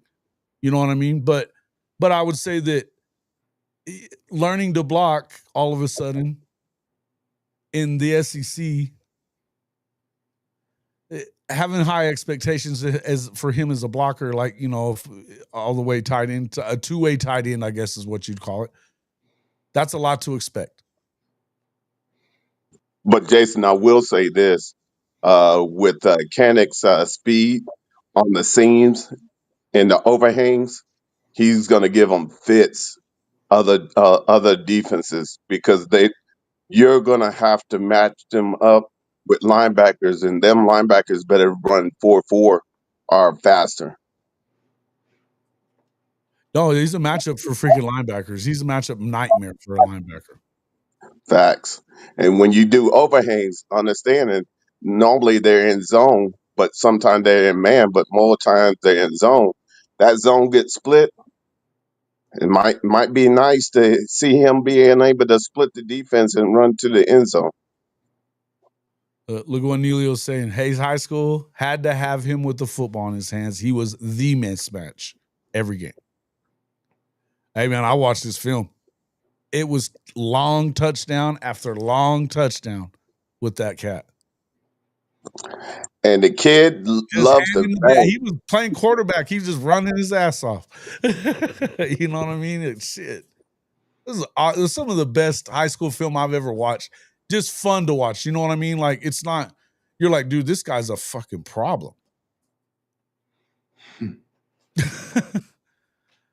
But once again, our offense is going to be perfect in cahoots with our defense because our defense is going to be nasty. Mm-hmm. I'm telling y'all now, the type of iron sharpen iron that they're getting on one-on-ones, it's about to be on and popping. And let all go ahead. Let's talk. No, I'm glad you're bringing that up because that's where I started to say it a little while ago. People were talking. There's a guy that was. He said you're not getting much out of that. You can't tell anything from what's going on in one-on-ones and all this. And I was like, bro, yes, you can. That's where you toughen up. That's where your technique gets better. I mean, we know for sure that O-line is all about being. They got to mesh together. It's a team thing right there. It's a unit. The unit gets judged by what they do completely, right? Yeah, I think he's still. Yeah, absolutely. What do you think, big dog? But what I'm getting at is that, you know, the one-on-one stuff, I mean, what we know is last year, it wasn't looking like this. They were getting demolished. They weren't showing them a bunch in one-on-ones like that against the line. And, you know, Chris Mason said something about that last night. He goes, shit, you think that they would have done what they did, opened up practice a few minutes earlier to let them watch the one-on-ones with the linemen? Shit, no. And if they were going to, you know, they know they'd get drugged at the freaking coaching staff. They did that for a reason. I want people to understand they were sending a message that everybody keeps wondering about the offensive line. If they put the eye in the sky on them, you get to judge for yourself. Well, yeah, and you saw have every camera in Oklahoma was going to be on that shit. Come on. If you documentation be conversation. What have you seen for a week since, man? It's all it's been on. I mean, they've shown it on every show. So, again, I believe that bottom line is they're better in that position. Now, does that mean that the offensive line is going to be the best offensive line Joe Moore Award winner? No, it doesn't. What it means is each one of them is better, and now we've got to see them mesh. But it's a good sign 5 months from the season that they're not getting the shit kicked out of them by this D-line on every fucking play, though. Facts. Not only that, you got Lane Johnson, who has been in the NFL All-Pro. He's breaking down, and he's liking what he see. And understand the main thing is if people are starting to clue in, that means it's something of value that they want to clue into. That's what you need to pay attention to. They realize that it's not like last year, so this year is a little different, and all those receipts gonna be coming due soon. Yeah, man. I mean, again, I'm not going to sit here. I'm not still just so we can clarify.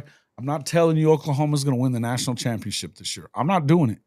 I'm not sitting here saying they're going to go win 11 games and go win in the Natty. I'm not. I'm telling you, I believe that they'll be better than they were a year ago. I could see 8 wins. I could see 10. We'll see how it goes. I think that you have to have some things happen right for you with this kind of a schedule for you to make it go that far, right? Period. You just do. But I do think I think the fact is the other thing that's going to automatically make this line different and better, Mateer gets the fucking ball out pretty damn fast. He's not Fast, holding on to it for 5 seconds, man. He's not going to do it. He's not afraid to throw it. He's not afraid to throw people open. He's going to throw to the spot, and the receiver's got to get to it. That means that's great stuff. What's up there, big dog? Yeah. Cuz. Oh, big cuz. He said he was out of pocket earlier. I guess. I don't know. What up? What up? but yeah, I just know this, gentlemen. The bottom line is a lot of those questions we had from last year is starting to be answered, at least headed in that direction. We still got a lot of work to go, but I see some great lab work being done where iron sharpens iron. So with that, you always have a better chance. And then with Mateers, he's cerebral. When I say he has a command of this offense, he has a command of this offense. And he knows exactly what play, what measure, what down and distance. When you have someone like that, that's a very special thing to have.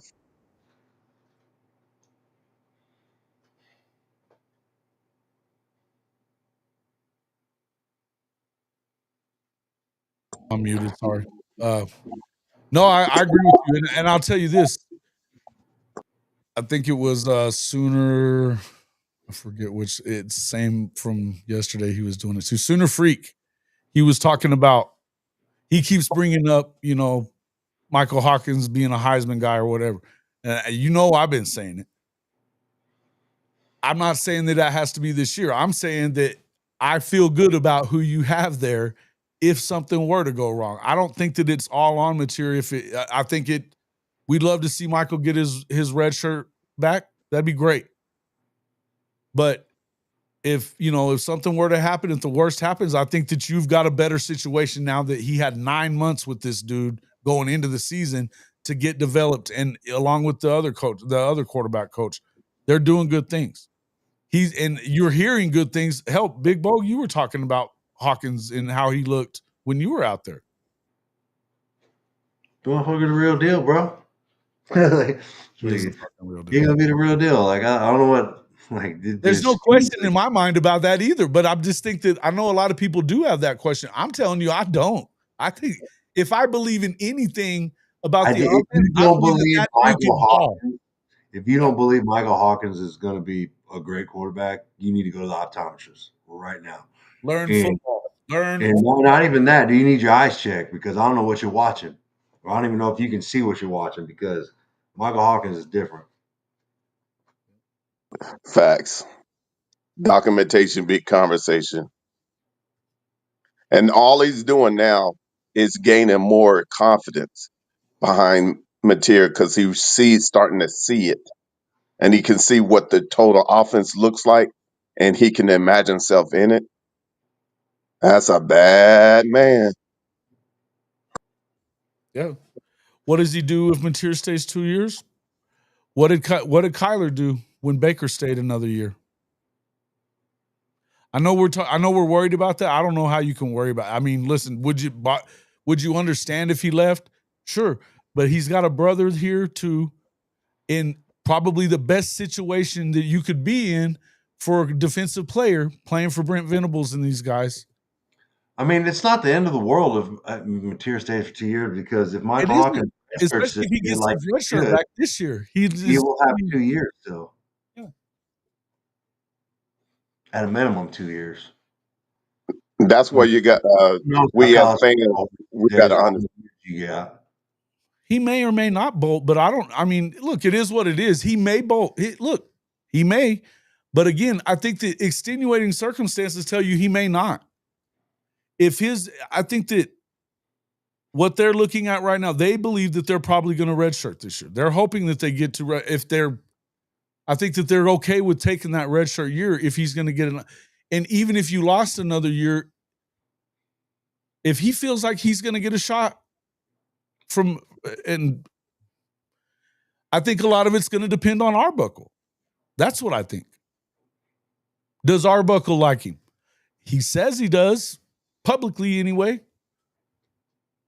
But you know how these coordinators are. It could change. But I'm telling you that if he's got a brain in his head, you should want Michael Hawkins. I mean,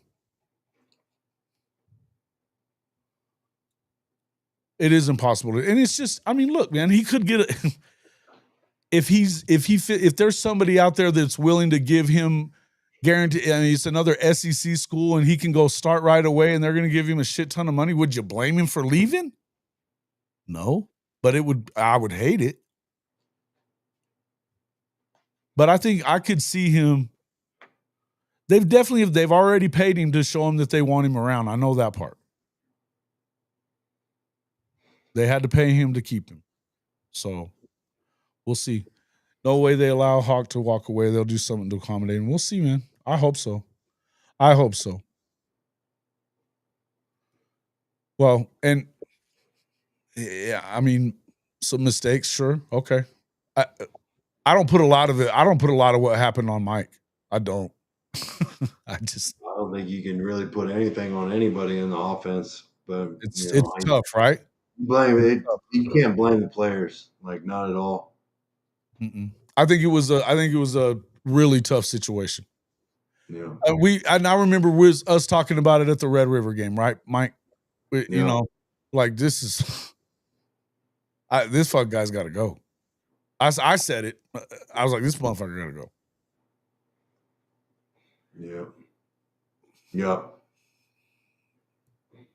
You hold him to 16 yards in the first quarter and you get nothing. Yeah. It's not good. Pretty obvious, man. It's pretty obvious. Yeah. Yeah, it wasn't hard to see. Check it. Hold on. Yeah, man, I'm out. Check it out. We got the big cuz. We've almost been going for 2 hours already. Golly. Whoa, Bishop Frank. Back it off there a little bit, bruh. What's up there, big cuz? Man, what it do, bruh? What up, cuz? Oh, man.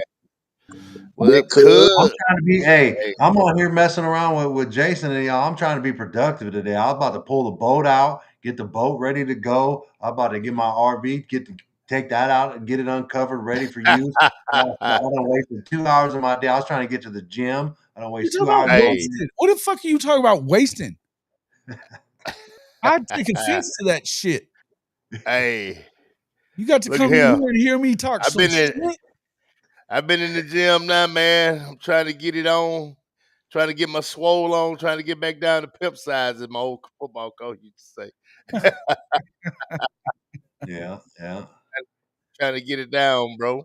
I know. I got to get ready. I'm taking Cam turkey hunting this afternoon when he gets off of school. I'm trying, I got to get ready.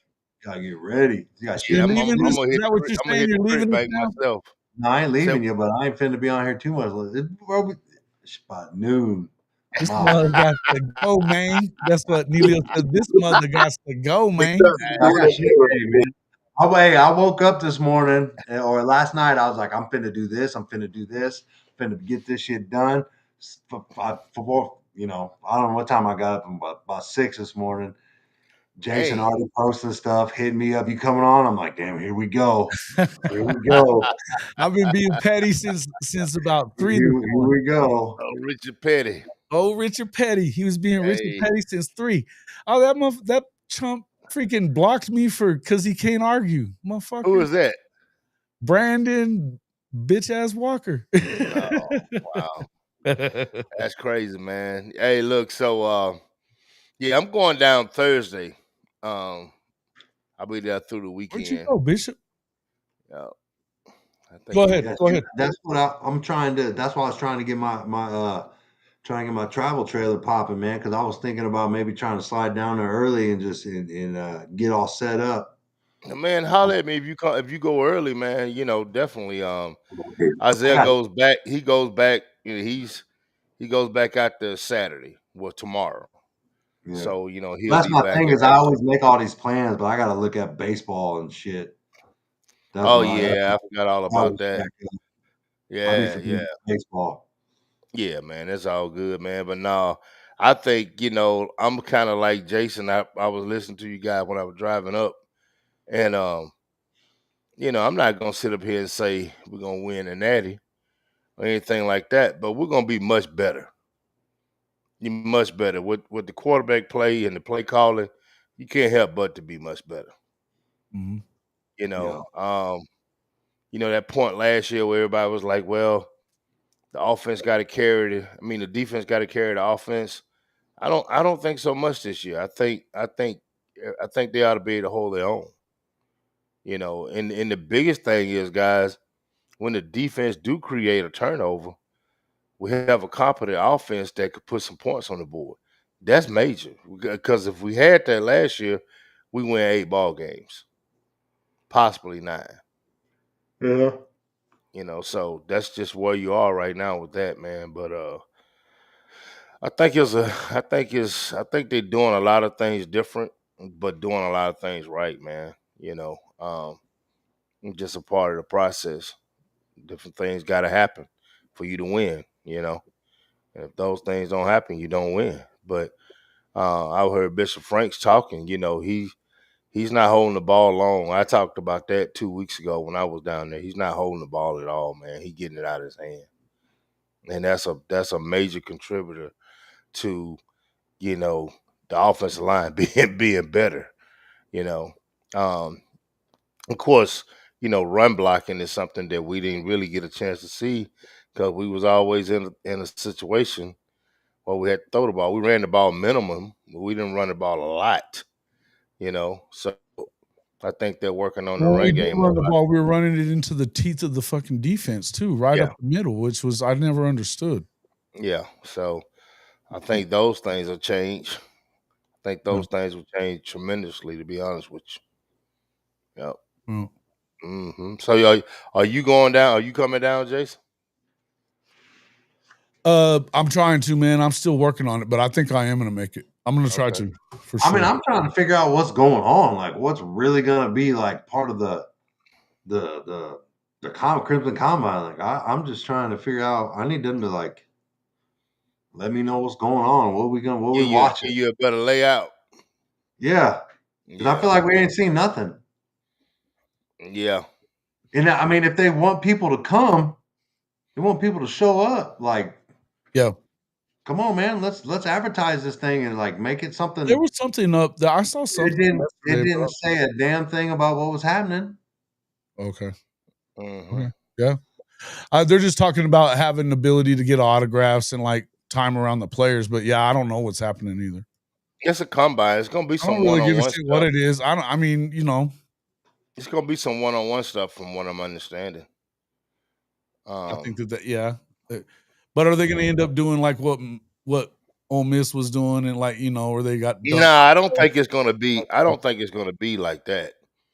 I Yeah. think they're still gonna be in uniform. Ole Miss, they were just in t-shirts and shorts. Yeah, I didn't think it was that all that way, but I was thinking they might not. I don't know what they're Yeah, going to do. all, Bro, all that's Ole a Miss first did. back. All Ole You Miss ain't did was You ain't gonna scrimmage. Don't come out with no helmets, no shoulder pads, no nothing. You ain't been to scrimmage.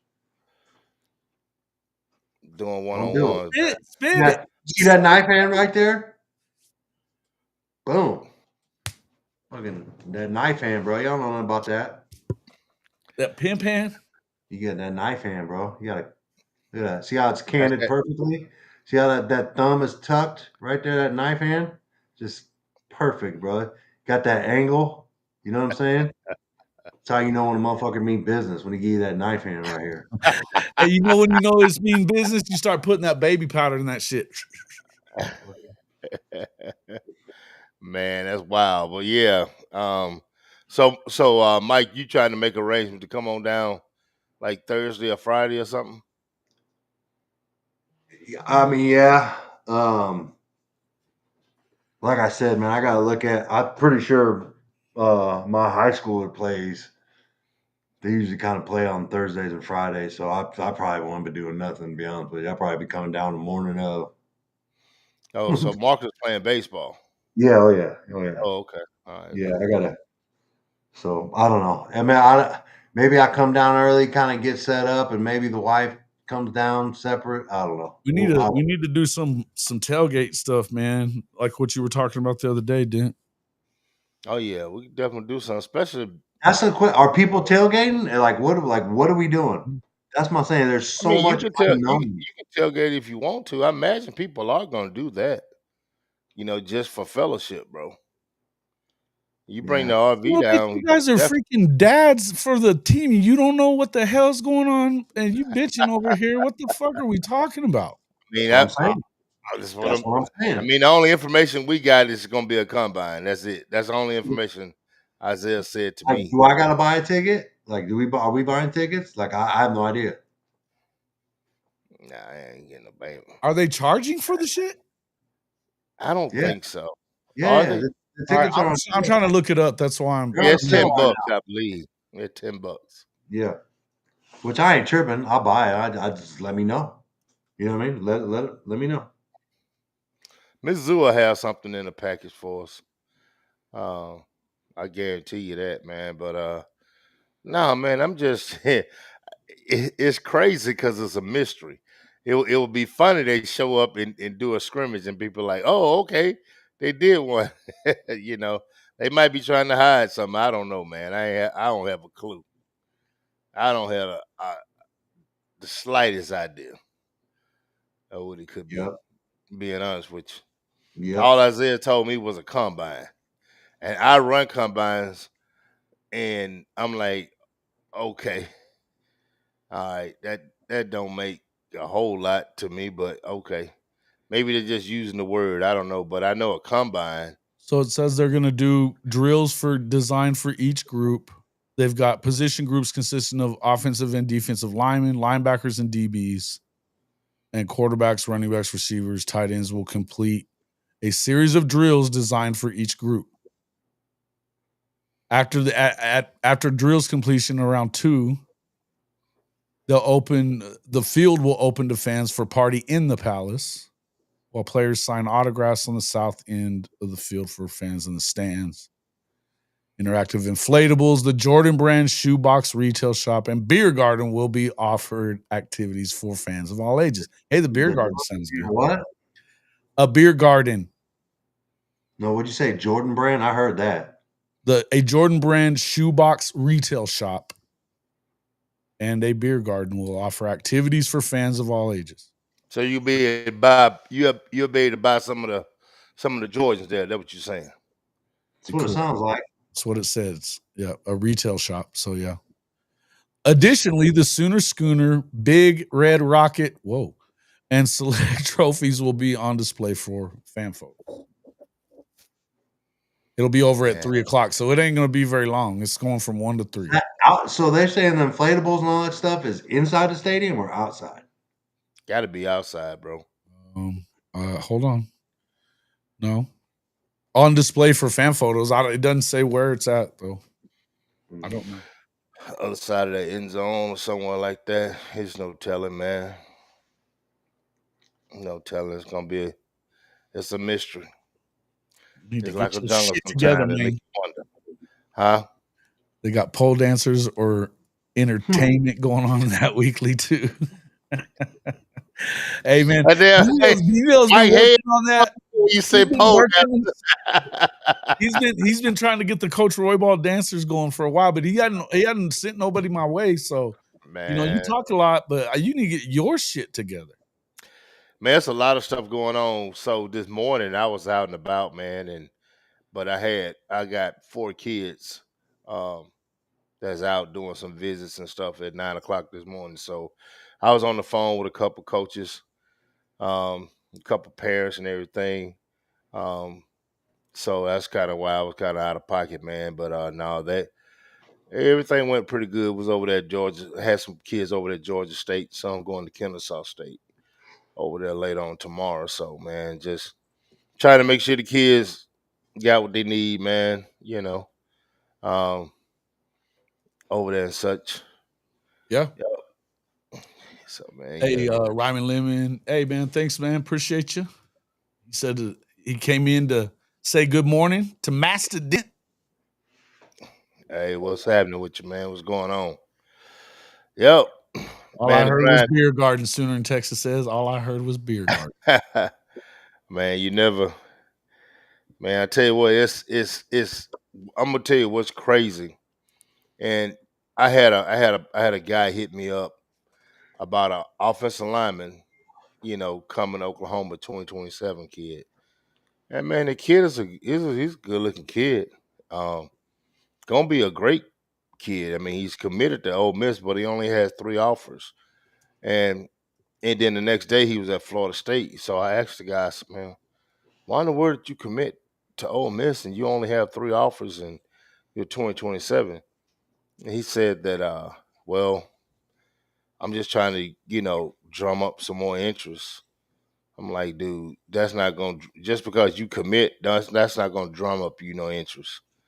I said, you're going to make schools go away from you.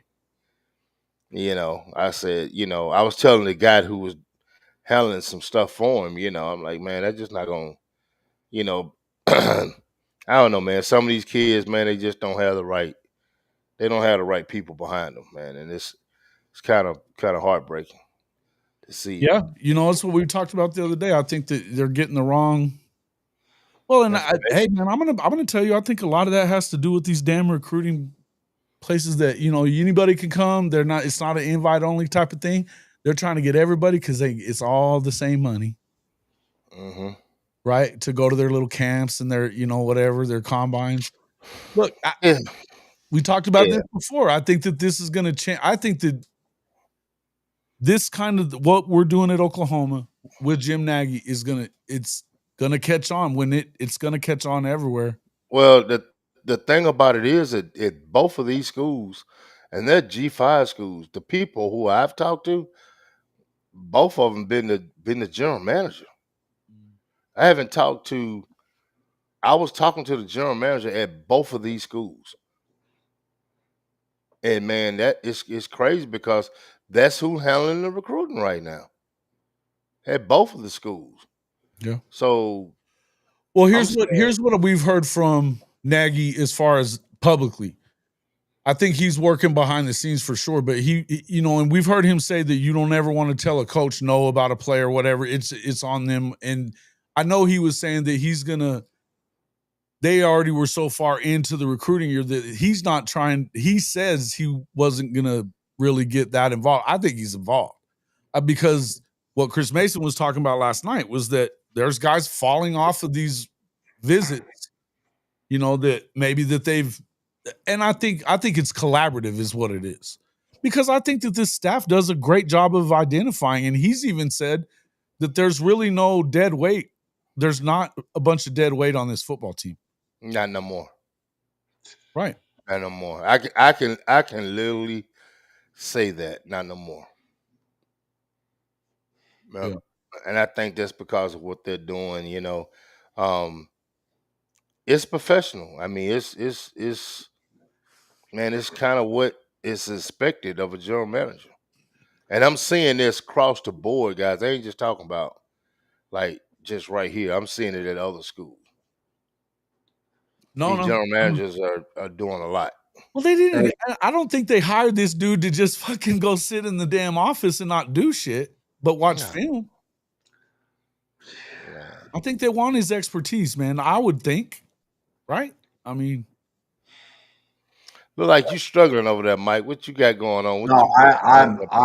I'm trying to like not bust out laughing at the comments right now. Yeah. The comments are getting file that and some shit you never thought you'd see in the comment section. Well, Hold on, let me blow this song on up so I can see some Golly. of this great. yeah, that was some funny Oh shit. man, that's wild. Sorry, man. I had to pull your chain. I'm not a midget. But hey, my man said, I'm a midget, bro. I'm a midget. I'll do it. And he was like, holy moly, let's do this. Like, come on, man. Jesus Christ. Man, Some good Oh, shit. It was that's funny. hilarious. It was That was hilarious. funny shit right there. I was like, damn, this dude. I thought you had me there going there. I thought you was really a small person. That was some funny shit, dude. Neelio, I'm a midget. I'll do it. oh Hey, man, Christopher that's great. Shannon, what are you talking about with Rashada? What about him? Dude, he's transferring. I know he's transferred. Well, he's but he's He been took in a the visit portal to for a Western while. Kentucky. He took a visit to Western Kentucky.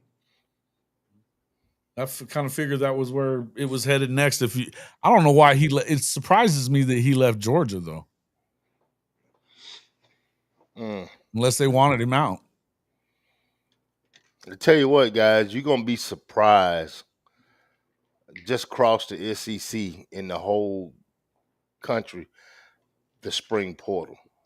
Beware. Beware. The spring portal. I see guys right now, the Don't portal do that. hadn't even opened. Don't do that, bro. Spill it. No, I'm just talking about I'm talking about the SEC period. You're gonna see a flux of kids leaving and doing some moving. Here's the problem.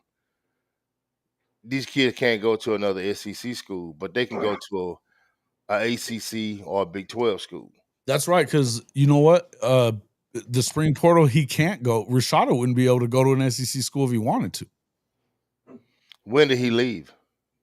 He left in the other portal, but it doesn't matter. He can. If he didn't left get in the picked other, up.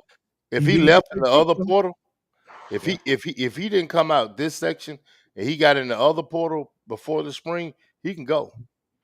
He just Because can't. If he gets in there now, he can't go. You see what I'm saying? He gets in there now, he can't go. He's screwed. But if he got in the last time, then he good to go.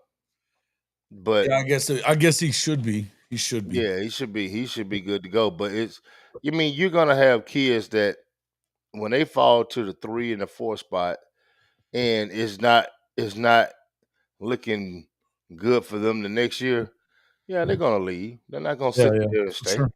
Yeah. That's what's finna happen to a lot of rosters. It's gonna happen to a lot of rosters. Mm-hmm. It's gonna happen at OU. I mean, no doubt about it. You Listen, know, you it's got a lot of rooms that are stacked right now. You know, and so the retention is the biggest thing in college football right now. Retention. You can hold what you got. It's hard to hold a guy to to sit there and play third string for 2 years. Well, he can go play somewhere else. That's just you used to could do it, you just can't do it now. You know, so we'll see. yeah. See how that rolls out. Yeah, I don't know that I think that Rashada got screwed pretty good.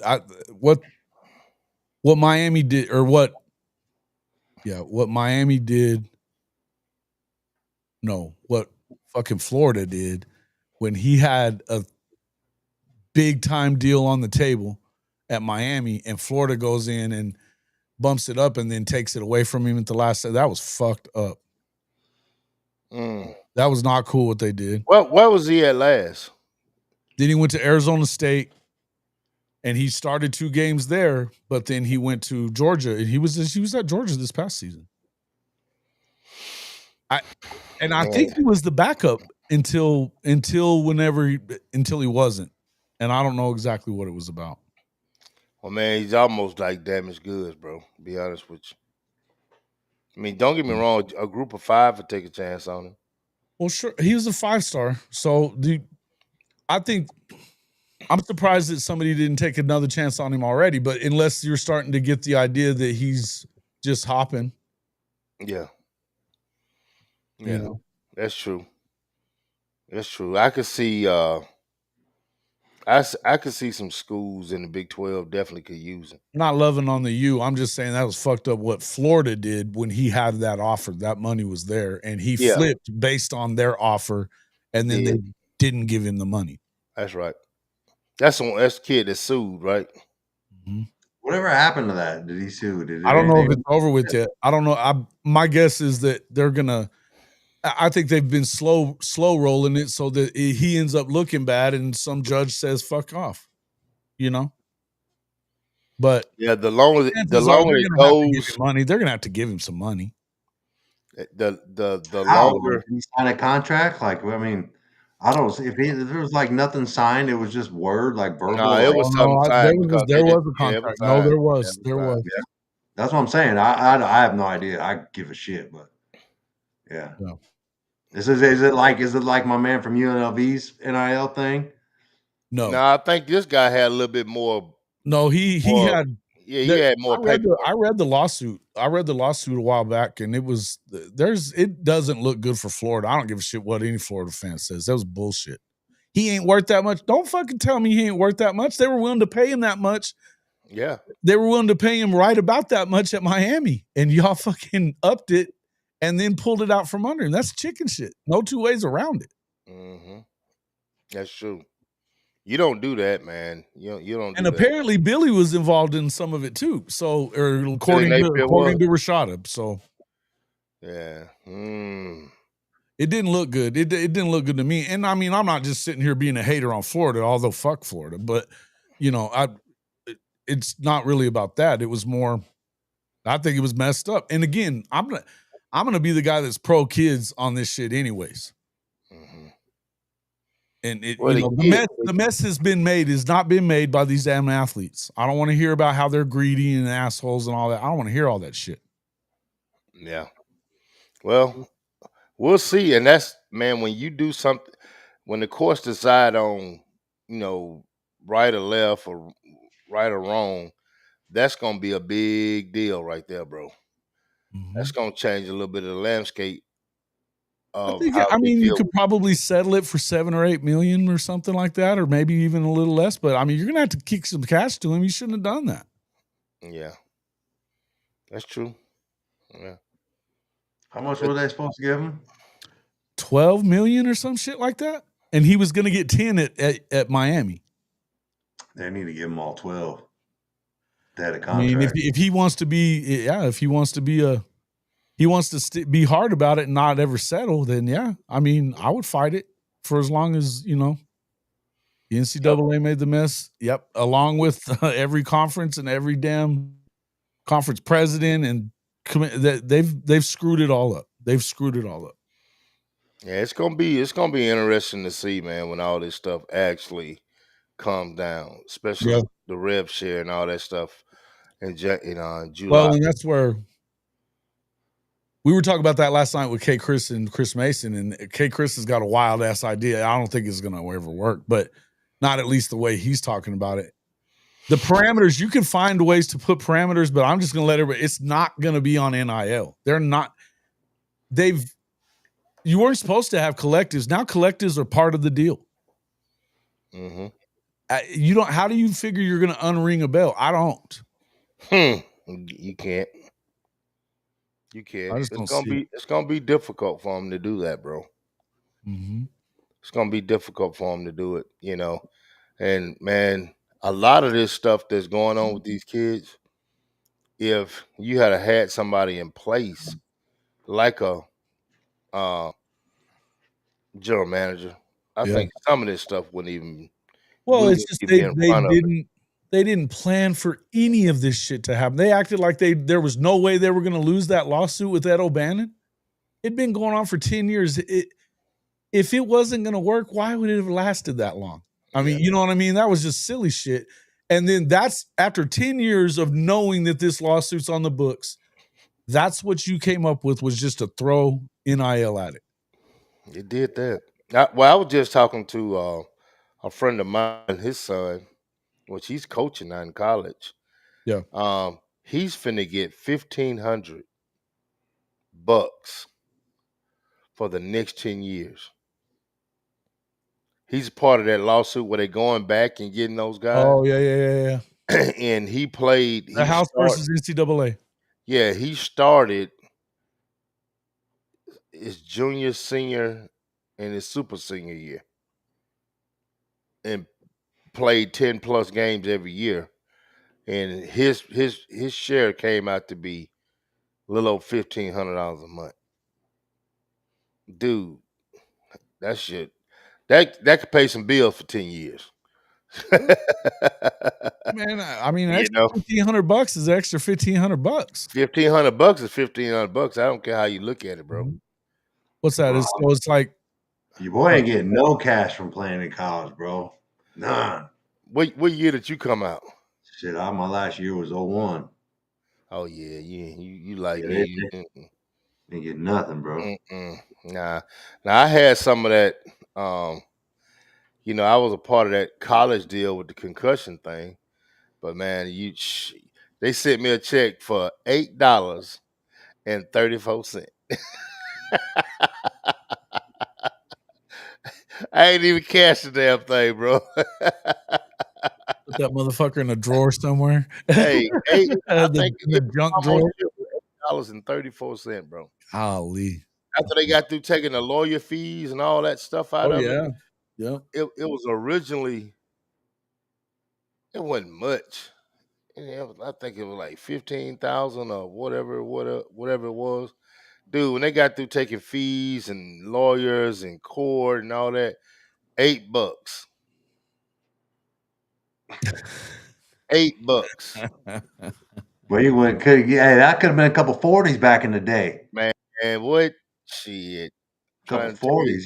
You could have played Edward 40 hands for that. Hey, look, doggone Coke little 45. 8-ball. Little 8-ball. Coke Did y'all ever do that in college? What's that? Play Edward 40 hands? Nah, man, we didn't do that. You know what it is? Have you heard of it? Nah, I never heard of that. Oh, remember Edward Scissorhands? Yeah, I remember him. Yeah. So you take two 40s and you tape them to your hands, right? So you got to drink both 40s before you use the bathroom. You know what I mean? Oh shit, that would have been easy. You never did that? Back in the day, maybe, but you ain't doing that shit now. Nah, that would have been easy back in the day. Yeah. In Louisiana, we used to go across the line. Well, Alcorn State is sitting right on the Louisiana line. We used to go across there and get the 64 ounces of OE. Yeah. And see who could drink that song on without putting it down. Oh, yeah, dude. Crazy. Just stupid. Did you ever drink St. Ides? Oh yeah. Oh yeah. It's better than it was better than the OE for sure. Yeah. Oh St. Ides was worse, dude. I thought tasted like ass, man. Dude, that shit was terrible. Terrible. I pissed all over myself in that game, yeah. It's what it's designed to do. It's either designed to make you piss yourself or puke on yourself. One of the two. Yeah, for sure. Hey, I seen a dude crush that. Like, didn't even just 240 straight to the dome. It was good. It was some good. Big bastards though that you talking about dudes that were probably monsters too, huh? Yeah. I mean, I was about 255 in college. And man, I could drink. And the thing about it is, guys, I've never been a beer drinker. Just, man, I'm gonna go get me a case. And never been that guy. But when it came down to it, if I was like with my boys or something, man, I could throw it back. And I was like, nah, I can't. I always been a brown guy. Always been a brown guy. Drinking some of that nasty stuff you could ever think of in college, man. That doggone Erkin jerk. E&J. That Erkin jerk? Yeah, man. Erkin jerk and Christian Brothers. Erkin jerk? Is that what you called it? Hey, that's what we call it, man. I couldn't afford nothing else, man. Yeah. That Erkin jerk, We used bro. to look. We had a liquor. Hey, look. That Carlos Rossi wine, though. Oh Lord. You can have that. You see shit on that now. Bro, yeah, bro. Look, little green men and shit. Woo. Big we used to go in the liquor store back when I was in school, and we was underage. So the liquor store guy knew us. So we had a code. So the code was when we come in, he said, "What's the word?" We said Thunderbird. He said, "What's the price?" He said 59 cents twice. Bro, look. You knew the code, you can get it, baby. Hey, we should, hey, we should take that Thunderbird, bro, and the Everclear and fruit, and we mix all that stuff up, man. Make a punch, go down to the park, get away. Bro. Hey, so You call it hunch punch back in the day, bro. Everclear would fuck you up. Man, So look. That Man. Thunderbird, and we used to put Kool-Aid in it. Remember the big old bags of Kool-Aid that you would get? Thunderbird, bro? No. Look, we had Thunderbird, Everclear, Kool-Aid, and mixed fruit. Yeah. No, that's jungle juice. That's jungle juice, bro. Come on, man. Hey, look. You talking about oranges, grapes cut up, strawberries cut up, juice, pineapples. Hey, look. Pineapples, whatever. But put it all in there. Oh, Apples. yes, sir. Yes, sir. But that doggone Thunderbird made it different now. Hey, mama. So we'd been getting busted drinking a lot this year. This year, I'm thinking of my cousin who lived in Lovington and I was in Artesia. Him and another friend of his came to Artesia, and we went to this party at this dude's house in his basement, and they had a big ass thing of jungle juice. I knew better because I had drinking Everclear before and gotten fucked up. So, and my mom was like, "You better be here at 11 o'clock." You know, she wasn't having it. Better be there. You better be there. We're coming up to the fucking door, and I'm telling my cousin, "Hey, Kirby, don't fucking just settle down." And he was drunk. We knew he was. As soon as the door opened, my mom was like, "Y'all been drinking?" I was like, "Nah." And I walk in. His buddy walked in, and my cousin fucking fell in straight to the floor. Yeah. She threw his ass in the shower. He's in there puking up red ass jungle juice like a mug. And then the next morning, before they drove back an hour to Lovington, she was making them eat eggs and shit just to fuck with them. My mom was ruthless. Man, look, that shit was ruthless. I can tell you what, those days were fun. Those days were fun, but I'm glad they over. You couldn't get me. You couldn't get the stuff I drank when I was in my early 20s. There's nowhere in the world you can even get me to even look at it now. Matter of fact, I don't drink that much now in it at all. I got a nice little stash, but man, I don't do a whole lot. I never understood how people could keep a bar in their house, right, and just like have all kind of liquor and stuff sitting up there. You know what I mean? That's me. I wouldn't be able to do that. And I don't drink there. If it's there, I'm finna drink it. You know what I mean? Man, look. Hey, bro, I got all kind of bourbon up there, man. Been sitting up there for years. I hadn't drunk at all. I hadn't some I hadn't even twisted the top on, you know. That's what I'm saying. I don't understand. Just to have, man. Just to have. The big mouse. Neilio brought up the Mickey's Big Mouse. That was you had that too. Yeah. Those are better because those are better. They stay cold, man. You know what I mean? Like that Bud Ice back in the day, bro. That Bud Ice. Bud Ice. Hey, man, Natty Light. The Natty Light was cheap. We get a shit ton of that from Natural Light. Oh yeah, that was a drink. Yeah. The Natty, baby. The Natty. Yeah, that was the drink right there. That was cheaper than that. That's what we drinking, JC. We drink that Bush Light, bro. Them Bush lattes. Bush Light. Hey man, my buddy. Bush lattes. That's the my homie Gunderson, man. Up until he quit drinking, he was already in his 40s by then, I think, or almost. He was drinking that shitty ass Bush Light. He's like a Coors Light guy, but he went to the Bush. That fucker killed a 30-pack of Keystone. He was on the Keystones. Keystone, yeah. Hey, don't they? The Bush Light, man. Official drink at Junction City football. Bush lattes. Believe that. Hey, you know when I was in the military, we drank whatever was cold there too, man. The Milwaukee's Best or whatever. Oh man, God, the Matt Blue and shit like that. That shit will fuck you. That Canadian beer, hell yeah. Man, I thought drinking Mad Dog was something. You talking about drinking some Mad Dog, bro? That was for the chicks, but it would get you messed up. That Mad strawberry. Dog. What was it? banana red, Banana man. red, yes, of course. Banana strawberry. That was the lit. Mm-hmm. That was But the lit. what was the wine? It was Boone's Farm. Yeah, Bone Farm. They still sell that, I believe. Yeah. I wouldn't know. Like I said, I don't That's indulge. that's how you know you're old. I Hey, used to. that's how you know you're old when these kids are making TikToks about drinking Mad Dog 2020. You ever seen them shits? No. No, man. Nah, never seen it. It's Yep. crazy.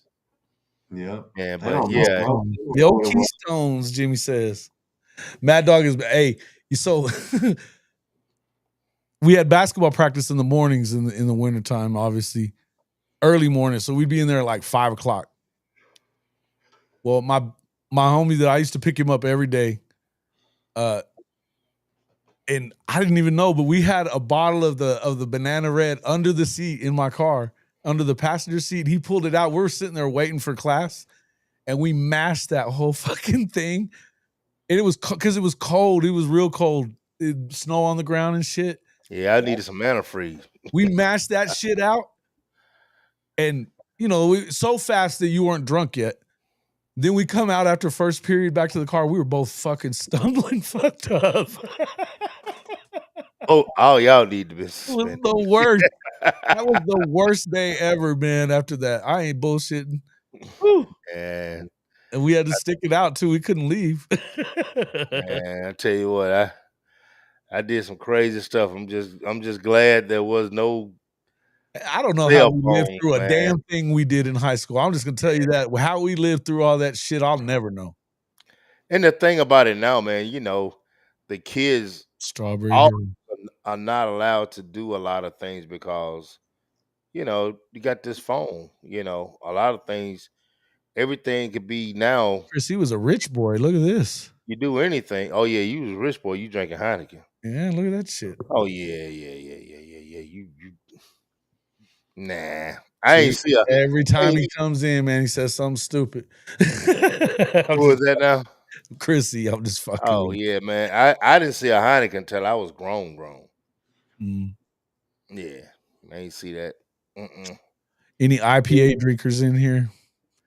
I'm not a big drinker at all anymore, to be honest with you. I hardly drink anymore. I did all that stuff. Gen X, man. You got to be Gen X for sure. I left all that stuff down at Alcorn State, man. Hey, look at this, man. We're getting a lot of interaction with this conversation. I'm trying to get Marcus faded out at the tailgate, but he always want to not come out there. Yeah. So what now? Marcus decided to slide out on me after the walk the little walk before the game. We'd go over to the tailgate. You know what I'm saying? Hey man, Westman's tailgates were pretty dope, weren't they? Marcus be sliding, going in the stadium and buying beer. Man, look at him. My dog. Hey, they had it hooked up. They had it hooked up at Stutzman's. Oh, yeah, he put it on, man. He put it on for sure. Okay, now, man, shoot, what was we at? It was hot as I don't know what, and the beer was the only thing that was gonna do it for me. We was somewhere, Mike. What were we at? What we at? I was feeling like shit when that game started because it was so hot before. We was at Ole Miss one with Mike. It was hot. It wasn't that bad at Ole Miss, man. It wasn't that bad. It was a nice day. It was a nice day. There was one where I was like, come on, man, we going to this thing. And I turned around and he was gone. I finally called you. He's like, man, I had to go inside, get a beer, a nice cold beer. It was one of them games. It might have been a Tennessee game, man. Hey, at that Tennessee game, I was going to meet these guys at the damn tailgate, and Coop had gotten a hold of me. He was like, hey, go over here to Stutzman's and all that. Mm-hmm. And so I had to park way down there, but I walked, and it was hotter than shit. And by the time I got there, and then I went in and had like a couple of beers, and I didn't have a full stomach yet. I was like, I started feeling bad, sweating and shit. Woo. Well, we're gonna get Biggin in the middle right there to get his tailgate permit. Yeah, we need to do it. We need to do it. Mm-hmm. They need to allow the RVs to move closer to the. That's what I liked about LSU, bro. The RVs was right there. Oh, they was right there on you. They was right there, dude. I'm like, yeah. Like that parking lot. Auburn was the shit too, though. They had an awesome deal where you could do it from Thursday on. Yeah, for sure. Yeah, it's like that at Ole Miss and State They got too. Friday mornings is when you Friday. can set up. Friday mornings is when you can set up. Yeah, it was hotter than shit at Tennessee game. No So doubt. how far is the RV from the stadium, Mike? Oh, it's down at the Lloyd Noble Center, the basketball thing. Oh yeah. Oh Yeah, yeah, it's that's not right. that far, but it's a Like, way. remember where you used to park to like when Yeah, you come on visits, and yeah, they would have the golf carts and slide you yeah. down there? That's where it's at. I didn't know that. Yeah. That's a good I little mean, but area. don't get me wrong, bro. It was popping down there. Well, the one time I went down there after a game, like it was still bumping down there when we drove out. That's the only way to go, dude, is to do the tailgating thing, man. Yeah, we're And gonna have to get RV stuff is much better, man, because you got AC and all that. But Stutzman and then did it. They did it right. Yeah, but they got they got the nice tents. They got the like the not They had it not hooked just up like a regular bunch. pop-ups. They got like the industrial like event type, tents. Mhm. So I mean, it was cool. It was yeah. fun, man. It was fun. Yeah. Mm. Well, that's one thing I do know. Like up here, like at Ole Miss, Mississippi State, what these RV companies do, man, they rent them out, and you'll Yeah. have somebody go up there and rent one for a whole freaking Yeah. year, and they set them up for you. They bring them out, set them up, and take them back for you, bro. Let me tell you something, man. Neilio is 100% correct, right? What do you say? Hey, they're K-State, shooting they've right at always been the best. They've K-State always been the best in the Big 12. Always. halftime. You can walk out the game, be at your tailgate in less than 3 minutes, pound 3 or 4 beers, and head right back inside because they let you go in and out. You know what I'm saying? Like that's what I like, dude. They got them big ass RVs out there too, right in the stadium, and yeah, man. There's some legit ass RVs, man. Like big ass fifth wheels and the other ones, the Class A's or some Class C's or whatever. I can't remember what it's called, but yeah, they got some real shit out there, man. I check that out. That's pretty cool. I'm gonna go Yeah, K online. State goes hard. K State goes hard in the paint. Yeah, they do. K-State's one of my favorite places to go anyway. Yeah. It was always fun. When I was covering basketball and football at Tech, I went to everything. And man, K-State was one of my favorite trips. The fog was badass for KU for basketball. The fog is unbelievable. Oh, for real? Oh yeah. When they start doing that rock chalk shit, it gets wild in there. It's crazy stadium. Definitely one of the best atmospheres for college basketball, but not necessarily the best. So I saw games at the Palestra in Philly too. That was badass. That was back when I was in the military. I loved it. I've been to Cameron Indoor. I've been to Carolina. I've been to quite a few basketball places. We didn't get a chance to see the full effect when we played LSU because it was kind of late in the season or whatever the situation was. But the tailgating and me and Mike was together. They got the tailgating together over there at LSU, bro. Dude, these motherfuckers had like personal chefs in there whipping Yes. up shit. Yeah. You know what I mean? Man. I don't know if did you go to Auburn though? Did y'all both go to Auburn? I couldn't. I son had football. I heard it was killer down there too, man. That's Auburn always been a talk good about tailgate place. Auburn as a tailgate spot too, but Ole Miss is the other one, and then Dude, but I'm gonna tell you another one. And you right on campus. You 2 minutes from the gate that you go in right there in Mississippi State. You're right on the campus. I mean, right next to the stadium. I'm talking about you can actually skip and touch the stadium. Now how close some of the it is a state, and they let you bring the tents and thanks for coming in, do Rob. do all the same things that Ole Miss just got that big ass grove where everybody's in the damn grove. Well, I like that's so bougie to me. Like the Grove was so damn bougie. That's who they are. That's who But they. you can't even like That's grill, who they bro. are. That's the bougie crew. That Well, down where the RVs at, you come on, can. bro. And like I'm saying though, but like the Grove, it was a cool vibe, but it just wasn't. It didn't really give me like tailgate vibes. Hotty toddy. Yeah, hotty toddy. I had no idea what the that was before this. But yeah, man, like you That's like just old money is what that shit is. That's old ass Exactly what money it right there. Yeah, like the like what all a your money, tailgate. I need to right? smoke. I need to smell the meats burning. Like you know what I mean. Like it was just a different vibe. Oh no, Yeah, they they were bring different. they bring What I'm they used to. cook it and bring it out there. Yeah, it's not the same to me. I don't love that. I don't love Yeah. it either. That's what I'm saying. That was the one thing missing from the whole experience. Like, if it's a hot as hell ass day and you in the grove up under the shade, it's probably baller. But it was like, I don't know, man. It just seemed like a Bougie. little uppity. You know what I mean? Like Yeah, hey, I'm a grassroots type of dude. Like, you want to come tailgate, come holler at your boy. Like, there's like they had like red fucking like things like come into our VIP, and you like had to get entrance type shit. It is fuck. I don't know. I wasn't really a fan. oh, it's cool as hell now. People love that shit. I'm gonna be honest with you.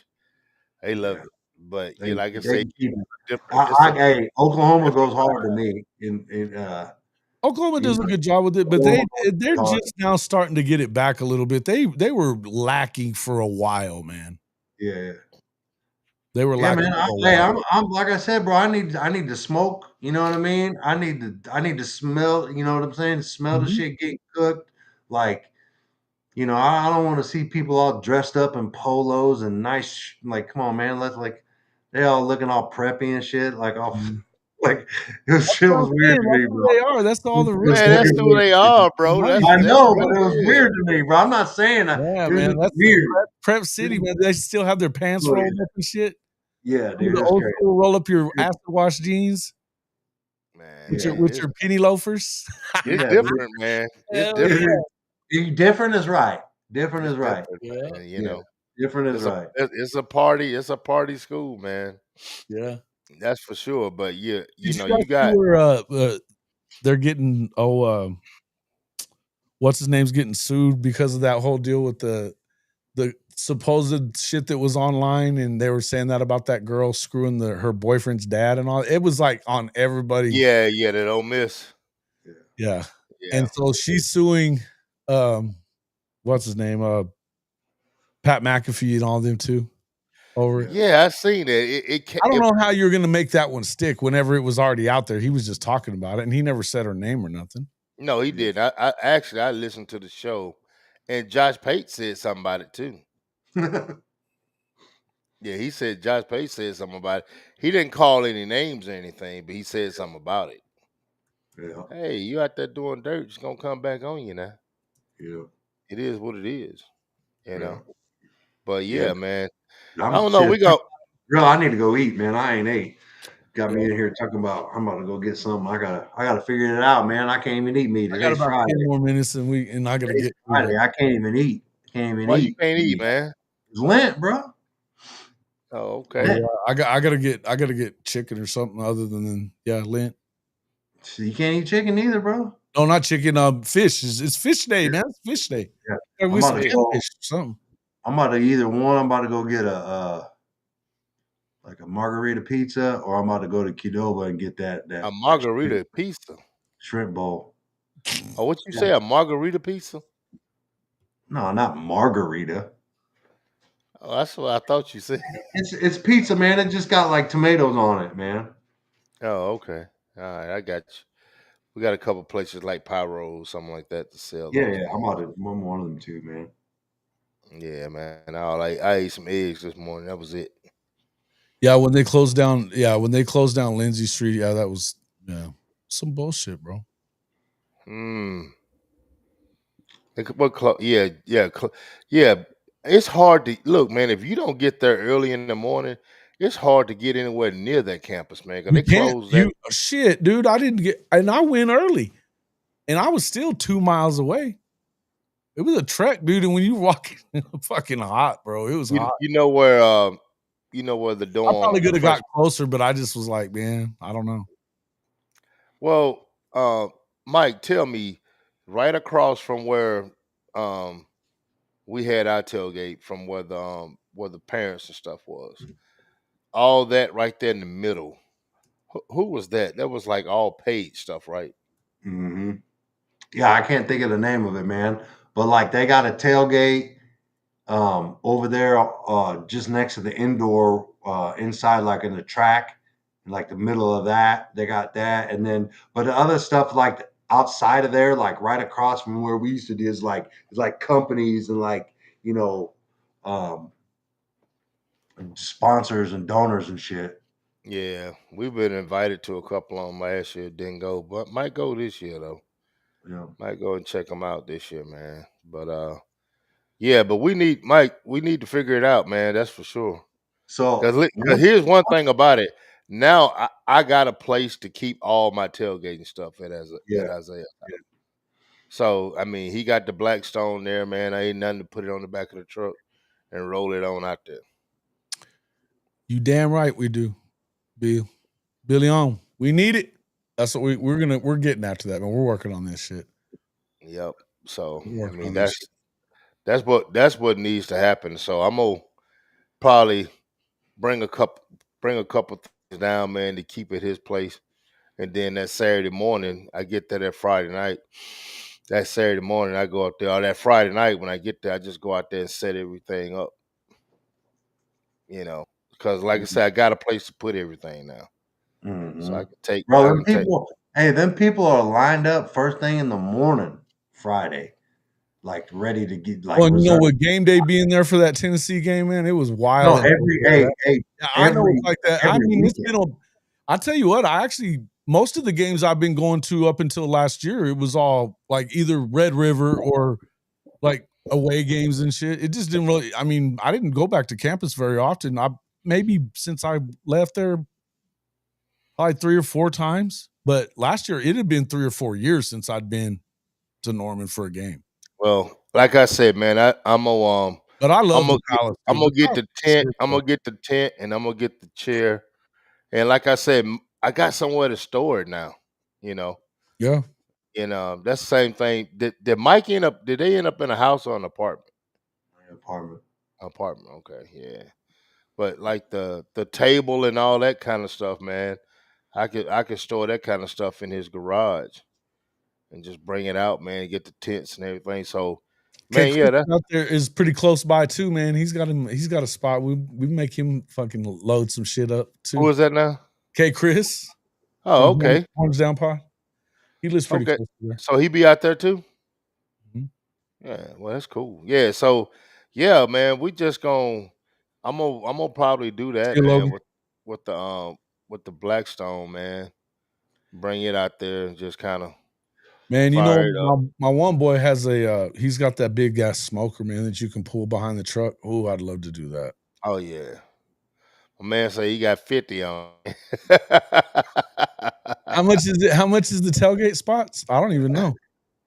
I I have don't no even. idea. I don't even think you. I don't think you have to pay for them. You don't have to pay for the ones on the end down there. You have to pay for the one across from the stadium. Yeah, like the They have the white tents and all that kind of Yeah, stuff. yeah, Yeah, yeah. you got to pay for like the that. spot where we go. That's not. I don't think they No, but pay. if we were talking about doing a camper, you got a camper or something doing a tailgate out there. Oh yeah, Sooner Village down there. Yeah, I don't know. I can't remember if it costs or not. See, I want to get a I'm little bit sure it closer. probably has some cost because I think it's got electric What's up, electric chicken? hookup. But Mike, think about this though. Right The across, green egg. Hell yeah. Dude. right across from Henderson, you could tailgate right there across from Henderson. Yeah, Get there early enough, that probably would be a great spot. but I mean, but like before they moved like the Walk of Champions and all that stuff, yeah, it was legit. Now they moved everything to the I north think side. they're gonna move it back from what Yeah, I'm I what don't is think it? What is it at Lloyd Noble? I don't even know. I haven't never paid for a tailgate. I've just always showed up at people's stuff. But they like got I the said, they it's been got a while since I'd been there, and they really weren't doing shit. they got the soon shit. I just forgot the name of it. Shit, Sooner Village, right at the Lloyd Noble, where all the RVs and travel trailers pull up. Okay. Yeah. No, but And how early can you do that? Can you go out on Thursday, or is it? Do you have Friday. to wait till Friday? I used to have the thing saved. Let me I need to look. look into it. We need to check that out because hell Yeah. yeah, hell yeah. Tell you guys what. Well, my wife get out of school on Thursday. That Friday, I'm heading out. That Friday, that Thursday night, I'm heading out. Are you? Yeah, I mean, now For I don't have to wait on for no. next weekend? Okay. Yeah, I don't have to. Well, just any time ago now, we just going on. We'll eat that Thursday night. You know, got a place to stay. You got to wait for no hotel and all that kind of stuff. So you just, when I'm there this weekend, Mike, I'm probably gonna go ahead and get that tent while I'm there. Yep. Yeah, Get that tent. I bought one last time I was there. I got Sooners written on it. Yeah, You where know, did you get that from? Walmart. They had them shits on sale, bro. I was gonna I say should have bought two. they're everywhere at every Should have store messed right around now. and bought two. It was the end of the year. It was the end of the year Should shit. have bought. Yeah, you should have bought two. I should have Yeah. bought two. Just like I don't know why I didn't. I like The that damn flag you got though. That flag is oh, yeah, cool. that shit's a joke. Yeah. Chicken's supposed to be working on that shit with his brother too. I think his brother's got a place right there. Chicken. Come on. What did he say? Chicken's supposed to be, he said he remembers Horse Trossa beer. He's supposed to be hooking us up with his brother. Hey, He's got a look, house right there by the stadium, I think. Oh, it's gonna happen this year. We're gonna put it on. Oh, it's gonna get down. It's gonna be We're gonna down. put it on. We're gonna have one heck of a little tailgate. Hell yeah. And if you don't like the blues, don't come over there with me, baby, because I'm gonna have some blues going on, baby. Hey man. Make it all. Shit. Hey, I like it. I I'm want gonna have to blues. get that camper thing going on so where I can put them TVs up on the side and we just chill. So for Sooner Village, it Look, says he just said yupper. it said RVs cannot arrive until 8 a.m. on the day prior to a home football game. It must leave by 12 the day following. So you can't get there till 8 a.m. on Friday. It Friday got to to be Sunday though? huh? Friday to Sunday though? That ain't bad now. That's great. I love it. So amenities, weekends, enjoy the convenience of all patrons by offering. So all weather access asphalt surface, 17 by 45, space, football, weekend private security, free nights for the spring game and season pass holders, easy access to game day shuttle, pet area, conveniently located potable water and dump station on the premises. Oh, that's nice. So what you gonna do, Mike? Well, shit. It says you can reserve a spot right now. The question, but see, like the thing is I gotta wait. I gotta wait for my son, my youngest, to get done with his football, right? Because he's got what 6, 7 games now this year. Yeah, Like man. I Yeah. don't free up till like end of October. You know what I mean? Yep. Man, that's tough. Then you got Friday nights. All right, Yeah. so I've been working on doing one of these like converting a big ass box truck or something into a tailgate machine. If the Hall of Fame Mafia wants to, do a GoFundMe or something, we can make this happen quicker. And anybody who donates to that and makes it happen, you're already in. You're in for sure. So if I wanted to reserve it for to the family. they don't even have it for sorry. It's 12. So $150 for that weekend of the Crimson Combine. $150? Mm-hmm. Man, let's go kick in and get that. What you gonna do, big time? Ah, shit. My son got a baseball game on Friday. I just looked it Oh up. yeah, you did tell me that. That's right. Yeah. What position he play in baseball? They got him all over right now. Pitching, short, third, out in the outfield. Oh, he rolling. Look, chicken. I knew it. Man, look here. I think I'm finna go. You gonna donate it to the cause there, chicken? You gonna donate to the cause? I think I'm finna go get this tackle box ready. Yeah, man, I gotta go hit this creek. I gotta go get some fish in me too because I'm hungry. And yeah, got 40 on it. Hey man, we'll make it all work. We'll find a way. We gotta get some sponsorship. 50, he bumped it down. Huh? He said 50 earlier. 50. But that was on something else. Oh, maybe even 50, he said. Hey, Are there any ain't nothing Texas wrong or with that. Midzu in here? I don't think so. There was some Texas dudes in here earlier, but Man, yeah, Rob's in here from Mizzou. Why? Are we going to the Red River? We doing the Red River again, right? It's gonna be an ass whipping this year. I'm gonna beat that ass. Some guy was saying on the Pickell show, said that he put 5,000 on Oklahoma already. Dang. He trying to win big. Trying to win big. Got a money line that motherfucker. I'll tell you what now. My thing is everybody's jumping on the bandwagon. The bandwagon is getting heavy right now, guys. That joker rocking like this going down the road. Hell yeah. Yeah, we might do it. We might do it Saturday, tomorrow night. Yeah, I'll probably try to do it tomorrow night, Neilio. For sure. All right, guys. We've been going for a while though. It's almost 3 hours right on it. So Texas. Yeah. Time to go. Appreciate everybody coming in. And we've got be great if we got to 100 likes, but that ain't gonna happen. We've had 500 in here. We got 47 likes. That's about 10% still. Damn it. Help us out. Hit that like button. If you're in here watching, that's the easiest way to help us out, man. We got shit. All right, man. But yeah, Chicken, get a hold of me, man. I'll talk to everybody. Appreciate everybody coming in. Marcus, Big Dog. And hey, shout out to yes, sir. Shout out to old Brandon Walker. And if you're not down with that, we got 2 words for